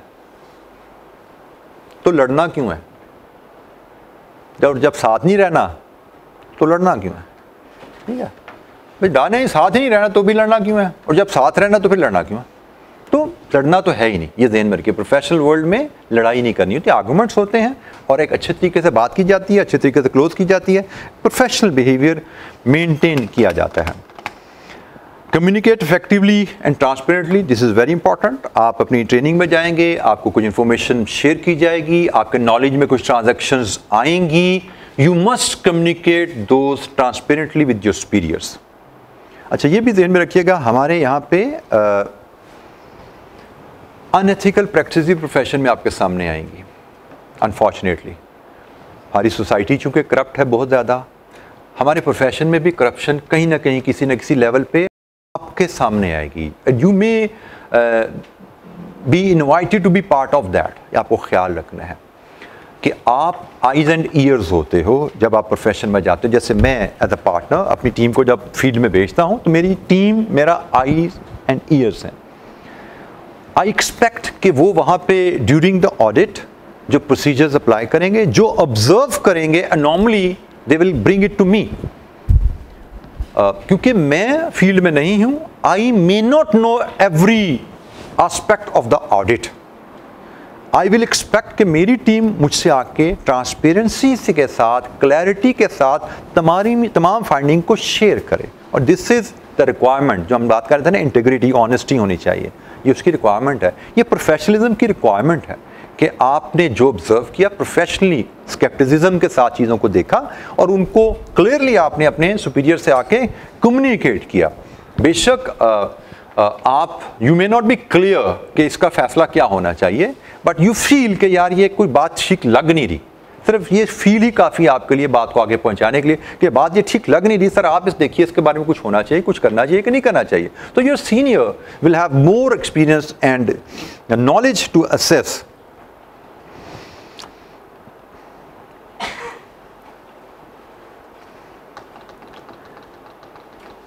अच्छा, engage in continuous professional development, ये भी बड़ी ज़रूरी बात है कि आपको आई कैप भी डिफरेंट आपको फोरम पे लर्निंग अपॉर्चुनिटीज़ प्रोवाइड करता है, इवन हमें अभी तक दी जाती हैं। हमारे लिए कंटिन्यूस लर्निंग ज़रूरी है। आपको भी जहन में रखना है कि आपकी लर्निंग कैफ के साथ, सीफैप के साथ, एमएसए के साथ ख़त्म नहीं होनी। ये एज अ प्रोफेशनल अगर आपने आगे प्रोग्रेस करना है तो ये कंटिन्यूस लर्निंग रहनी चाहिए। लेटेस्ट ट्रेंड्स क्या चल रहे हैं, डिफरेंट फील्ड्स जो आपके जिनमें आप काम कर रहे हो, लॉज में क्या चेंजेस आ रही हैं, टैक्सेस लॉज में, कॉर्पोरेट लॉज में, सेल टैक्स लॉज में, जिन जिन एरियाज़ में आप इन्वॉल्व हो उनमें क्या क्या चेंजेस आ रही हैं, टेक्नोलॉजी में क्या अपडेट्स आ रहे हैं, वो आपके बिजनेस के लिए, आपके प्रोफेशन के लिए कैसे रेलेवेंट हैं, आपको उनके साथ अपने आपको इन टच रखना है और अप टू डेट करते रहना है। अच्छा, ये एक बड़ी अहम चीज़ होती है, ये मैं अक्सर मिसिंग देखता हूँ प्रोफेशनल में। मैं एज अ टीचर भी ऑब्जर्व करता हूँ स्टूडेंट्स में ये बिहेवियर, और एज अ प्रोफेशनल भी हम देखते हैं। एज अ टीचर मैं देखता हूँ बच्चे बड़े एब्रप्ट से, गलत मलत से डिसीजन ले लेते हैं और अपना बहुत सा नुकसान कर बैठते हैं, और लेटर ऑन जब शेयर करते हैं हमसे, हम अक्सर आपस टीचर में बात कर रहे होते हैं कि यार ये बच्चे ने देखो ये क्या कर दिया, कि ये इतनी सी बात पे उसने इतना नुकसान कर लिया, अपना पेपर ही नहीं दिया, ये हुआ था सिर्फ इतनी सी बात थी उसने ये पेपर छोड़ दी, ये हुआ था ये उसने इतना नुकसान कर लिया। तो दिल करता है कि यार अगर उस वक्त मिल लिया होता जब बच्चे ने फैसला किया था तो हम उसको थोड़ी सी इतनी सी गाइडेंस देते, मामला उसका हल हो जाना था, 6 महीने बच जाने थे इसके। यही बात प्रोफेशन में भी होती है कि एक अच्छा मेंटोर बड़ा ज़रूरी होता है आपके लिए। आप टीचिंग में हो यहाँ पे भी, आप सॉरी एज अ स्टूडेंट यहाँ पे भी, एज अ प्रोफेशनल हर एज में, इवन पर्सनल लाइफ में भी मेंटोर बड़ा ज़रूरी होता है कि समवन, और मेंटोर ये ध्यान में रखना, मेंटोर वो होना चाहिए जो आपके समझ के मुताबिक कैपेबल है, उन चीज़ों को एक्सपीरियंस किया हुआ है। मतलब हमारे मेंटोर ऐसे भी होते हैं, जैसे मुझे याद है एक स्टूडेंट था, उसको मुझसे पढ़ रहा है जनाब, मैनेजमेंट अकाउंटिंग का सब्जेक्ट पढ़ रहा है, उसको मैंने बड़े तरीके से समझाया हुआ है कि बेटा पढ़ने का तरीका क्या है कि पहले किताब पढ़नी है, अच्छी तरह नोट्स पढ़ लेने हैं, जब नोट्स अच्छी तरह समझ आ जाए, रिवाइज भी कर लिया, फिर पास पेपर क्वेश्चन करना, और नोट्स को हर महीने बाद दोबारा नज़र मार लिया करना, नोट्स की ग्रिप आपके हाथ से ना निकले। अब ये मैंने एक बच्चे को, और फिर प्रैक्टिस जितनी मर्जी करते रहना, ये मैंने एक बच्चे को एडवाइस दे के भेजा एज अ टीचर। उस बच्चे का मुझे एग्जाम से कुछ 3 दिन पहले फ़ोन आया, सर कुछ क्वेरीज थी आपसे डिस्कस करनी थी, मैं ऑफिस आ जाऊँ आपके? मैंने कहा आ जाओ भाई। उसने एक सवाल पूछा, मैंने जवाब दे दिया, दूसरा सवाल पूछा, मैंने फिर जवाब दे दिया, तीसरा सवाल पूछा तो मेरा सब्र फिर ख़त्म हो गया। मैंने कहा बेटा मैंने आपको कहा था ना किताब पढ़ लेना, तो किताब पढ़ी थी आप? नोट्स, किताब भी नहीं, किताब छोड़ दो, नोट्स पढ़े थे आपने? इतने से नोट्स थे उस ज़माने में, पढ़े थे नोट्स? सर कुछ पढ़े थे। मैंने कहा बेटा वैसे मुझे शक है कि आप जो कुछ कह रहे हो उसमें कोई ख़राबी है, क्योंकि आपने मुझे पहला सवाल पूछा ना, ये नोट्स का ये पेज खोलो, ये देखो ये 2 लाइनें जो लिखी है इसका जवाब ये है। आपने नोट्स पढ़े हो तो मुझे सवाल ही ना पूछते आप। वो फंस रहा था सवालों में जाके, सवालों से वो प्रॉब्लम निकाल के लाया था, लेकिन उनका हल नोट्स में लिखा हुआ था, असूल लिखे हुए थे वहाँ पे। मैंने कहा आपने दूसरा सवाल पूछा ना, ये नोट्स में ये जो पैरा है ना ये पढ़ो, इसका जवाब इसमें है। अब आप जो तीसरा सवाल मुझसे पूछ रहे हो उसका पैरा, इसका जवाब इस पैरा में है, तो इसका मतलब आपने नोट्स नहीं पढ़े। अब वो बेचारा थोड़ा शर्मिंदा हुआ, तो कहते सर बेसिकली ना वो मेरा एक सीनियर है, उसने मुझे मशवरा दिया था कि पढ़ाई छोड़, प्रैक्टिस पास पेपर का, 10 साल के पास पेपर देखेगा तो पास होगा, उसके बगैर तूने पास नहीं होगा। तो सर मैं तो सवाल ही करी जा रहा हूँ दादा। अब ये उसका मेंटोर है, अब एक मेंटोर उसके सामने मैं बैठा हूँ और एक उसका सीनियर है। मैंने वैसे ही त्यातन से पूछा, मैंने कहा यार क्योंकि हमारे मास्टर ना स्टूडेंट बड़े टैलेंटेड होते हैं, मैंने वैसे ही पूछा, मैंने कहा बेटा वैसे उस बच्चे ने ये पेपर पास कर लिया है ना? तो मुझे हैरत ना होती अगर वो कहता नहीं उसने नहीं पास किया, हमारे बच्चे ऐसे भी हैं, ऐसे लोगों के मशरे मान लेते हैं, जिसका खुद पर्चा पास नहीं है उसका मशरा मान लेते हैं। नहीं सिर्फ पास कर लिया उसने, मैं कहा चले माशाल्लाह ज़बरदस्त। तो वैसे कितनी टाइम ने किया था? उसने एक लम्हा सोचा कि सर काफ़ी लगी थी। तो मतलब एक टीचर जिसका एक्सपीरियंस अपना टीचिंग का है, जिसने खुद पहली टर्म में एक सब्जेक्ट पास किया हुआ है, उसका मशरा आप लगते हो कि शायद ये बेहतर नहीं है, लेकिन एक स्टूडेंट जो आपसे शायद 6 महीने साल सीनियर है खुद आपसे, और जिसने कोई 5, 7, 8 अटैम्प्ट में फेलियर के बाद टकरे मार मार के पास किया हुआ है, आपको लगता है उसका मशरा ठीक होगा? तो मेंटोर की सिलेक्शन ये भी बड़ी ज़रूरी है। आपको लाइफ में, पर्सनल लाइफ में भी, प्रोफेशनल लाइफ में भी मेंटर बड़ा ज़रूरी है। कभी मसला है आपको स्टडीज़ में, प्रोफेशनल लाइफ में, पर्सनल लाइफ में, you should have some mentor जिससे आप जाके एडवाइस लो कि जी मुझे ये चैलेंज आ रहा है, मुझे क्या करना चाहिए, मुझे ये मसला आ रहा है, मुझे इस मसले को कैसे हल करना चाहिए। क्योंकि आप फर्स्ट टाइम जब एनवायरनमेंट में चैलेंजेस फेस करते हो, with the lack of experience you may take wrong steps. और हम देखते हैं अपने बच्चों को अपने सामने गलत स्टेप एज अ स्टूडेंट यहाँ पे लेते हुए, और फर्म में अपने प्रोफेशनल जो ट्रेनिंग स्टूडेंट्स हैं उनको गलत फैसले करते हैं। जैसे मैंने आपको बताया कि बच्चे को किसी ने कह दिया भाई एक ज़रूरत नहीं है, तो उसने बात मान ली और काम करना छोड़ दिया। अब उसको अंदाज़ा नहीं उसका कैरियर के साथ क्या होने वाला है। तो आपको कोई भी चीज़ सामने आए, आप किसी एक मेंटोर को साइड पे रखिए जो आपको लगता है भाई इस काम के लिए ये बंदा ठीक है। प्रोफेशनल, इस बंदे से मशवरा करना है। पर्सनल, ये मेरी फैमिली में ये बड़ा है, मुझे पर्सनल लाइफ फैमिली इशू होगा, मैं इससे बात करूंगा। और स्टडीज़, इस सब्जेक्ट में ये और इसमें ये, usually teachers are the best mentor, you must have the mentor. ये बहुत बड़ा प्रॉब्लम है कि अगर आप मेंटोर के साथ अटैच नहीं होते तो काफ़ी इश्यूज़ रहते हैं। अच्छा, ये बात हमारी काफ़ी ज़्यादा होगी, नॉन स्टॉप सी होगी। तो अब before we go to CFAP, मैं चाहूँगा कि थोड़ी सी हम बात को, अगर आप में से कुछ स्टूडेंट करना चाहता हो, कोई पूछना चाहता हो, क्वेरीज जो हमारी डिस्कशन एरियाज़ हुई उन पर रिलेटेड आपके जहन में कोई क्वेश्चन आता हो, तो अगर करना चाहते हो आप तो यू आर मोस्ट वेलकम। जी, एनी क्वेश्चन?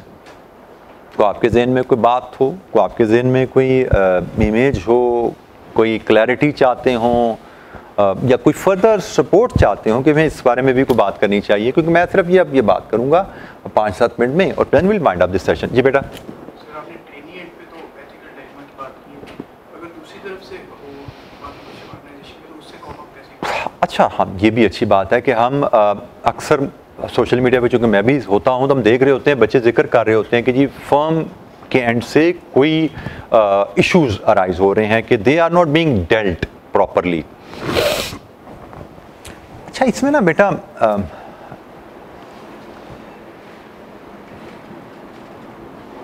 हर तरह के, जिस तरह ऑर्गेनाइजेशन, हर तरह के इंसान दुनिया में पाए जाते हैं। तो I am not going to defend anyone कि भाई नहीं भाई वो गलत है, सारी बातें झूठ है, सारी यकीनन बातें होंगी। ऐसी इदारे, ऐसी ऑर्गेनाइजेशन जहाँ पे स्टूडेंट के साथ फेयरली ट्रीटमेंट नहीं की जाती। लेकिन मुझे लगता है कि समहाउ आपको ऑब्जेक्टिव अपने सामने रखने चाहिए कि आपका ऑब्जेक्टिव क्या है। मुझे लगता है कि during those 3.5 year your clear objective should be कि यार मैंने 3.5 साल में चीज़ों को मैक्सिमम स्किल्स हासिल करने हैं और कोशिश करने इन 3.5 साल में मैं अपना CFAP MSc CA कंप्लीट करूं। आप मजबूरी क्या है, फॉर एग्जांपल बड़ी अच्छी ऑर्गेनाइजेशन में बाज़ का टफ़ चैलेंजिंग एनवायरनमेंट्स मिल जाती हैं आपको, जो कि बड़ी तकलीफदेह हो जाती हैं बाज़ का, और बाज़ का बहुत सी छोटी छोटी ऑर्गेनाइजेशन ऐसी हैं जो बड़ी एक्सेलेंट वर्क एनवायरनमेंट प्रोवाइड करती हैं, और वाइस वर्सा भी हो जाता है।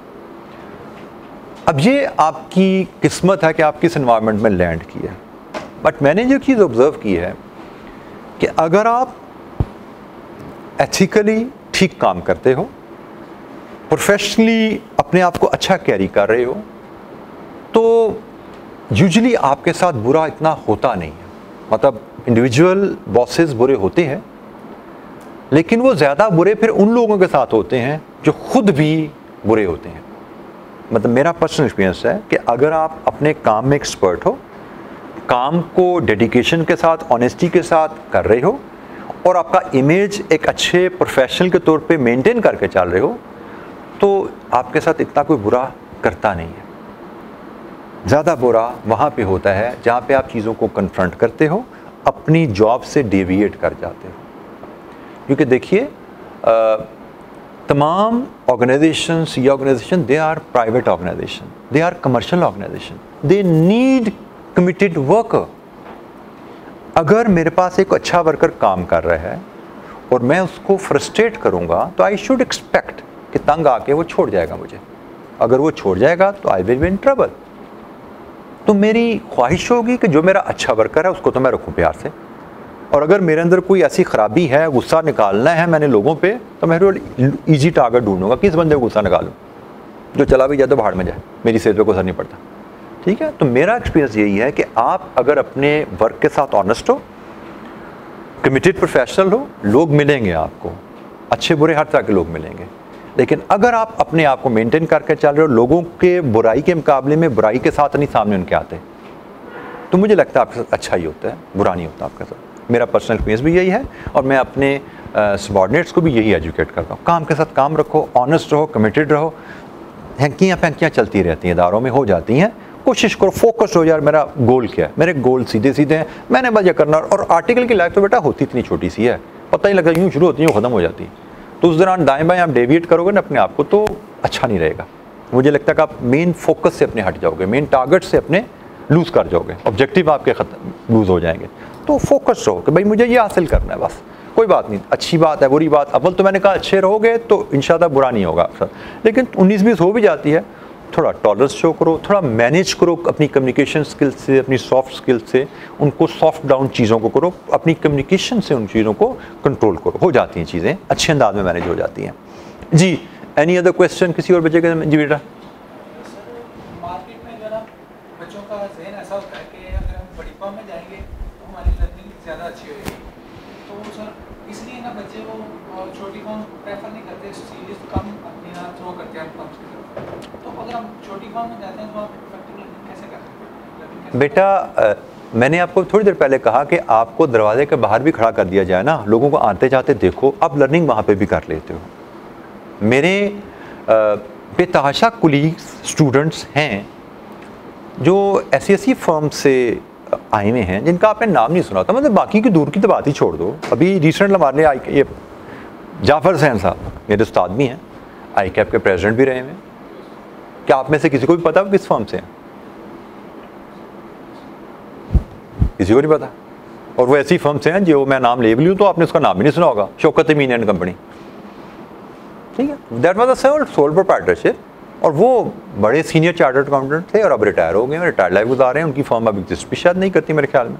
तो जाफर साहब वहाँ से हैं, but he learned a lot, he delivered a lot. फिर बेतहाशा मिसालें, एक मेरे कितने ही साथी हैं, मैं एक डिसेंट साइज फर्म है मुश्ताक एंड कंपनी, पिछले दिन उनका गेट टुगेदर हुआ था, मैं देख रहा था, उनमें मेरे काफ़ी ज़्यादा स्टूडेंट्स हैं जो CA फाइनल पढ़ के मुझसे CA किए हैं, और वो माशाल्लाह बड़ी ऑर्गेनाइजेशन के CFOs हैं।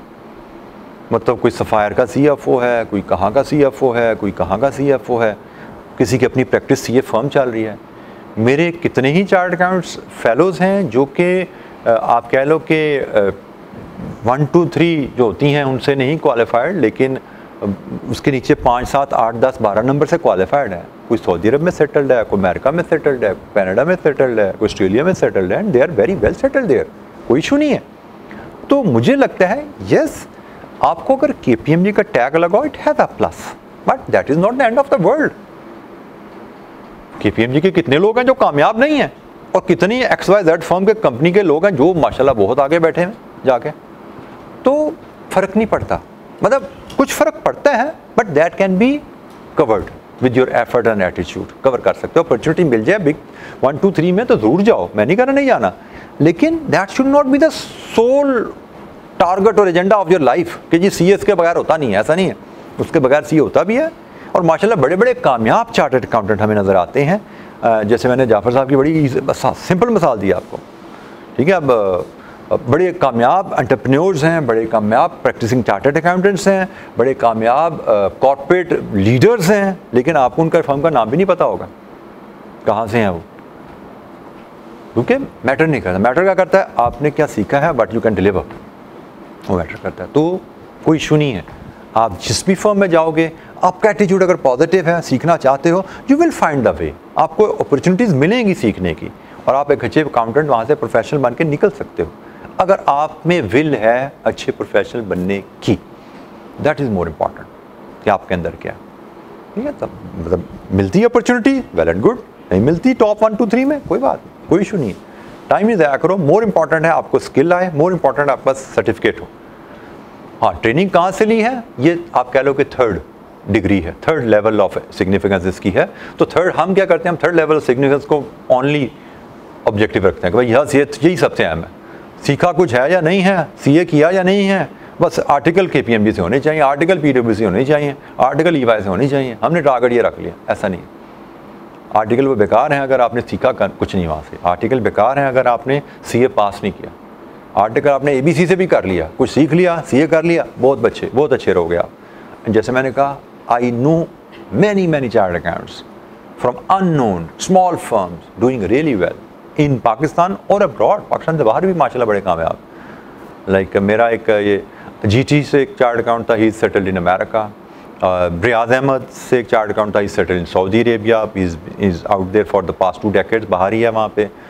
फिर और कहाँ के लोग हैं हमारे पास, फिर और मेरे जहन में इस वक्त मुश्ताक एंड कंपनी का चार्ट अकाउंट मेरा कुलीग था, he stayed Saudi Arab at a very good position for 7-8 years, job करता रहा माशाल्लाह, बड़ी अच्छी जॉब करते हैं। छोटी छोटी फर्म से लोग हैं, बाहर गए हैं, बड़ी अच्छी जॉब्स की, कोई इशू नहीं है, कोई वरी नहीं है। मेन एम है काम सीखो, मेन एम है अपना पूरा करो, अपनी डिग्री पूरी करो। अच्छा जी, अब क्विकली बात सीफैप पे। जी बेटा,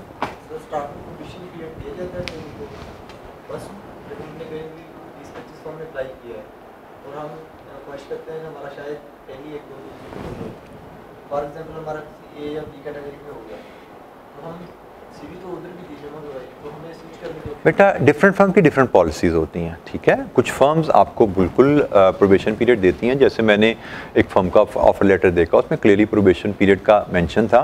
लेकिन कुछ फर्म्स थोड़ा सा स्ट्रिक्ट होती हैं, वो चाहती हैं कि आप अगर किसी और फर्म का वेट करना चाह रहे हो तो फिर आप हमें ज्वाइन ना करो अभी, क्योंकि जैसे मैं अपनी फर्म की बात करूं तो मेरा एक रिक्रूटमेंट प्रोसेस काफ़ी रिगरस रिक्रूटमेंट प्रोसेस होता है। इतनी मेहनत करके मैं अगर हायर करूं तो मुझे थोड़ी तकलीफ़ होती है कि बच्चा ज्वाइन करने के 15 दिन बाद, 20 दिन बाद, महीने बाद मुझे कहे मैं जा रहा हूं। तो मेरी कोशिश होती है, मैं बच्चों से कमिटमेंट लेने की कोशिश करता हूँ, बट किसी को बाइंड तो नहीं किया जा सकता, लेकिन मैं प्रोफेशनल कमिटमेंट लेने की कोशिश करता हूँ कि यार मुझे ज्वाइन तब करना जब आप सब तरफ से मायूस हो चुके हो, जब फैसला कर चुके हो कि तुमने मेरे पास ही रहना है, तब आना मेरे पास।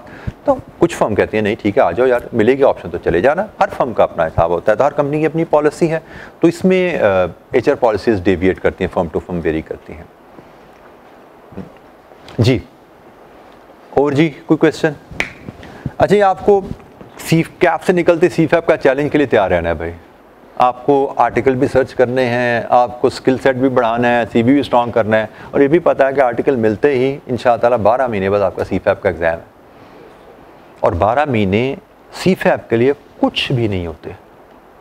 मतलब आप लोगों का तो सिलेबस इतना बड़ा है ना, अब तो समझ ही नहीं आती। मतलब मैंने 98 में अपनी पहली अटैम्प्ट जब दी थी ना ये फाइनल लेवल्स की, उस वक़्त ऑडिटिंग स्टैंडर्ड्स की किताब इतनी सी होती थी, पूरे ऑडिटिंग स्टैंडर्ड्स, और अब मैं देखता हूँ तो इतनी मोटी मोटी पता नहीं कितनी किताबें हैं, मुझे पता नहीं। अकाउंटिंग स्टैंडर्ड्स भी इतने थे और ऑडिटिंग स्टैंडर्ड्स इतने थे।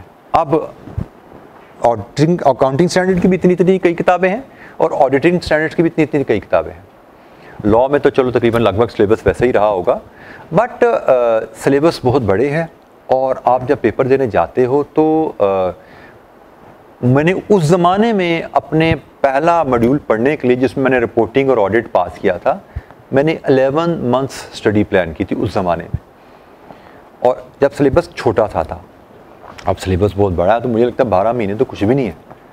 मतलब 12 महीने में सिलेबस को तैयार करके रिवाइज़ करना, पहले पढ़ना है, सीखना है आपने, फिर रिवाइज़ करना है, फिर प्रैक्टिस करनी है, और कुछ जब तक 4-5 दफ़ा सिलेबस हाथ से गुजरता नहीं, आप पेपर में बैठने के काबिल नहीं होते आप। तो 12 महीने कुछ नहीं है, तो you will have literally no time to waste अगर you are serious about your professional career. आप चाहते हो पहली टाइम में CA में कुछ एक्सेल करना, तो यू शुड इमीडिएटली आपकी लिस्ट में होना चाहिए भाई, जैसे ही मेरे आर्टिकल की तसल्ली हुई फ़ौरन पढ़ाई शुरू। या इवन आर्टिकल में वेट है, आजकल तो सब कुछ ऑनलाइन जा चुका है भाई। सीफैप तो हमारा 100% बच्चा ऑनलाइन पढ़ रहा है। फिजिकल में बच्चों के फर्म भी बच्चों को अलाउ नहीं करती। पहले ज़माने में होता था ना, क्लास है जी, बॉस से छुट्टी ले ली सर, टाइम कल आके काम कर लेंगे या क्लास के लिए जल्दी छुट्टी देते हैं। अब बॉस भी कहता है भाई किस चीज़ की छुट्टी, काम पहले कर लो, क्लास तो घर जाके भी अटेंड हो जाएगी, ऑनलाइन है। तो लिटरली प्रैक्टिकली फिजिकल क्लासेस ख़त्म हो चुकी हैं, ऑनलाइन क्लासेस हैं। और मुझे लगता है कि आपकी स्टडीज़ में, आपकी प्लानिंग में सीफैप भी एक इंटीग्रल पार्ट होना चाहिए। जहाँ बाकी चीज़ें मैंने बात की कि आपको क्या करना है, आर्टिकल की सर्च में जाना है, कोर्सेज करने, इंटर्नशिप करनी है, इसका भी पहले दिन से आपकी प्लानिंग में शामिल इसको होना चाहिए। इसके लिए इंशाअल्लाह वील प्लान अनदर सेशन जिसमें डिटेल आपको गाइडेंस दी जाएगी। कैसे कैसे सब्जेक्ट की बात करें उसकी डिटेल में मैं नहीं जाता, लेकिन एक चीज़ मैं बता दूं, साथ साथ सीए मैंने उसी बच्चे को करते देखा है जो रेगुलरली पढ़ता है। रोज़ का काम, बेशक रोज़ 1 घंटा पढ़े, किसी दिन छूट गया तो अगले दिन 2 घंटा पढ़ ले, वीकेंड पे 4-4, 5 घंटे पढ़ ले और पहले दिन से पढ़ना शुरू कर दे। अगर आप चाहते हो कि आप पहली अटेम्प्ट में जाके को 2 या 3 पेपर पास करो, तो आपको as soon as possible studies में इंगेज होना है। रोज़ का काम रोज़ करना। अगर कोई सोचे बच्चा कि मैंने सीए फाइनल की छुट्टियां मुझे मिलेंगी ऑफिस से तो मैं तब पढ़ के पास होऊंगा, तो भूल जाओ।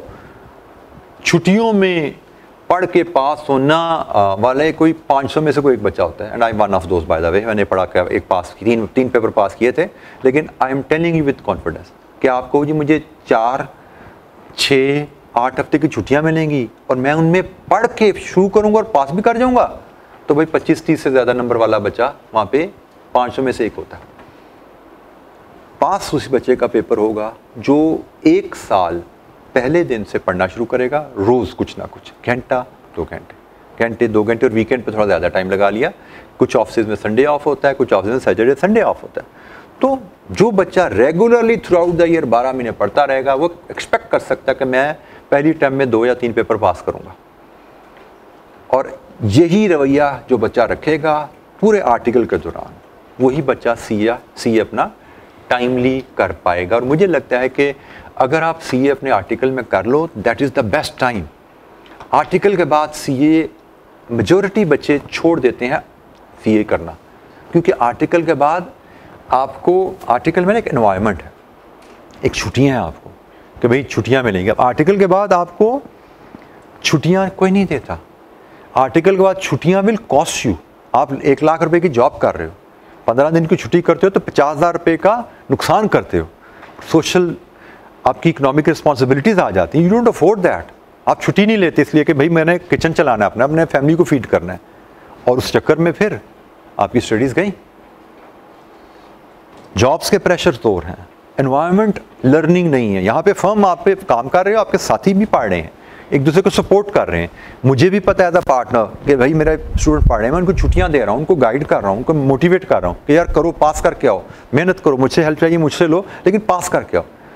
नौकरी में चले गए, उनको क्या भाई, उन्होंने तो आपको हायर ही एज अ फाइनलिस्ट किया है, दे आर नॉट इंटरेस्टेड कि यू क्वालिफाई। उनको पता है आप क्वालिफाई करके आप तो नौकरी छोड़ जाओगे, क्योंकि आप तो बैठे हुए सीट फाइनलिस्ट की सीट। तो दे वॉन्ट कि you don't qualify, your employer would want कि यू डोंट क्वालिफाई। ये ध्यान में रखना कि एक एनवायरनमेंट है लर्निंग, एक सपोर्टिव, और एक इस 3.5 साल से निकल गए तो सारे आपके समझो दुश्मन बैठे हुए क्वालिफिकेशन के, फिर कोई नहीं मिलेगा आपको साथी आपको सपोर्ट करने वाला। तो योर टारगेट शुड बी कि भाई क्वालिफाई कर जाए तो बहुत अच्छी बात है, लेकिन मैक्सिमम पेपर्स हम निकालें, यहाँ पे हम maximum papers with in article अपने पास करें। क्योंकि मैं फिर बता रहा हूँ, मैंने आर्टिकल के 15-15, 20-20 साल बाद लोगों को कोशिश करते देखा सीए की, और मेजॉरिटी नहीं कर पाते। मैंने सिर्फ मेरा एक स्टूडेंट था 2017 में, उसने सीए किया, बड़ा ही कमिटेड स्टूडेंट था। उस वक्त उसकी एज कोई 52 या 53 ईयर्स थी। आखिरी पेपर पास करने में उसने कोई 6-7 साल लगाए थे।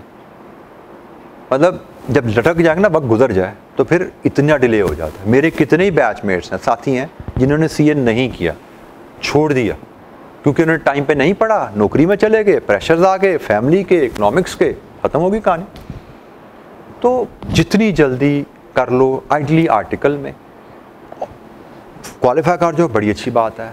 नहीं कर पाते मैक्सिमम पेपर आर्टिकल में निकालो, ताकि आपके पास जॉब में कम से कम प्रेशर हो।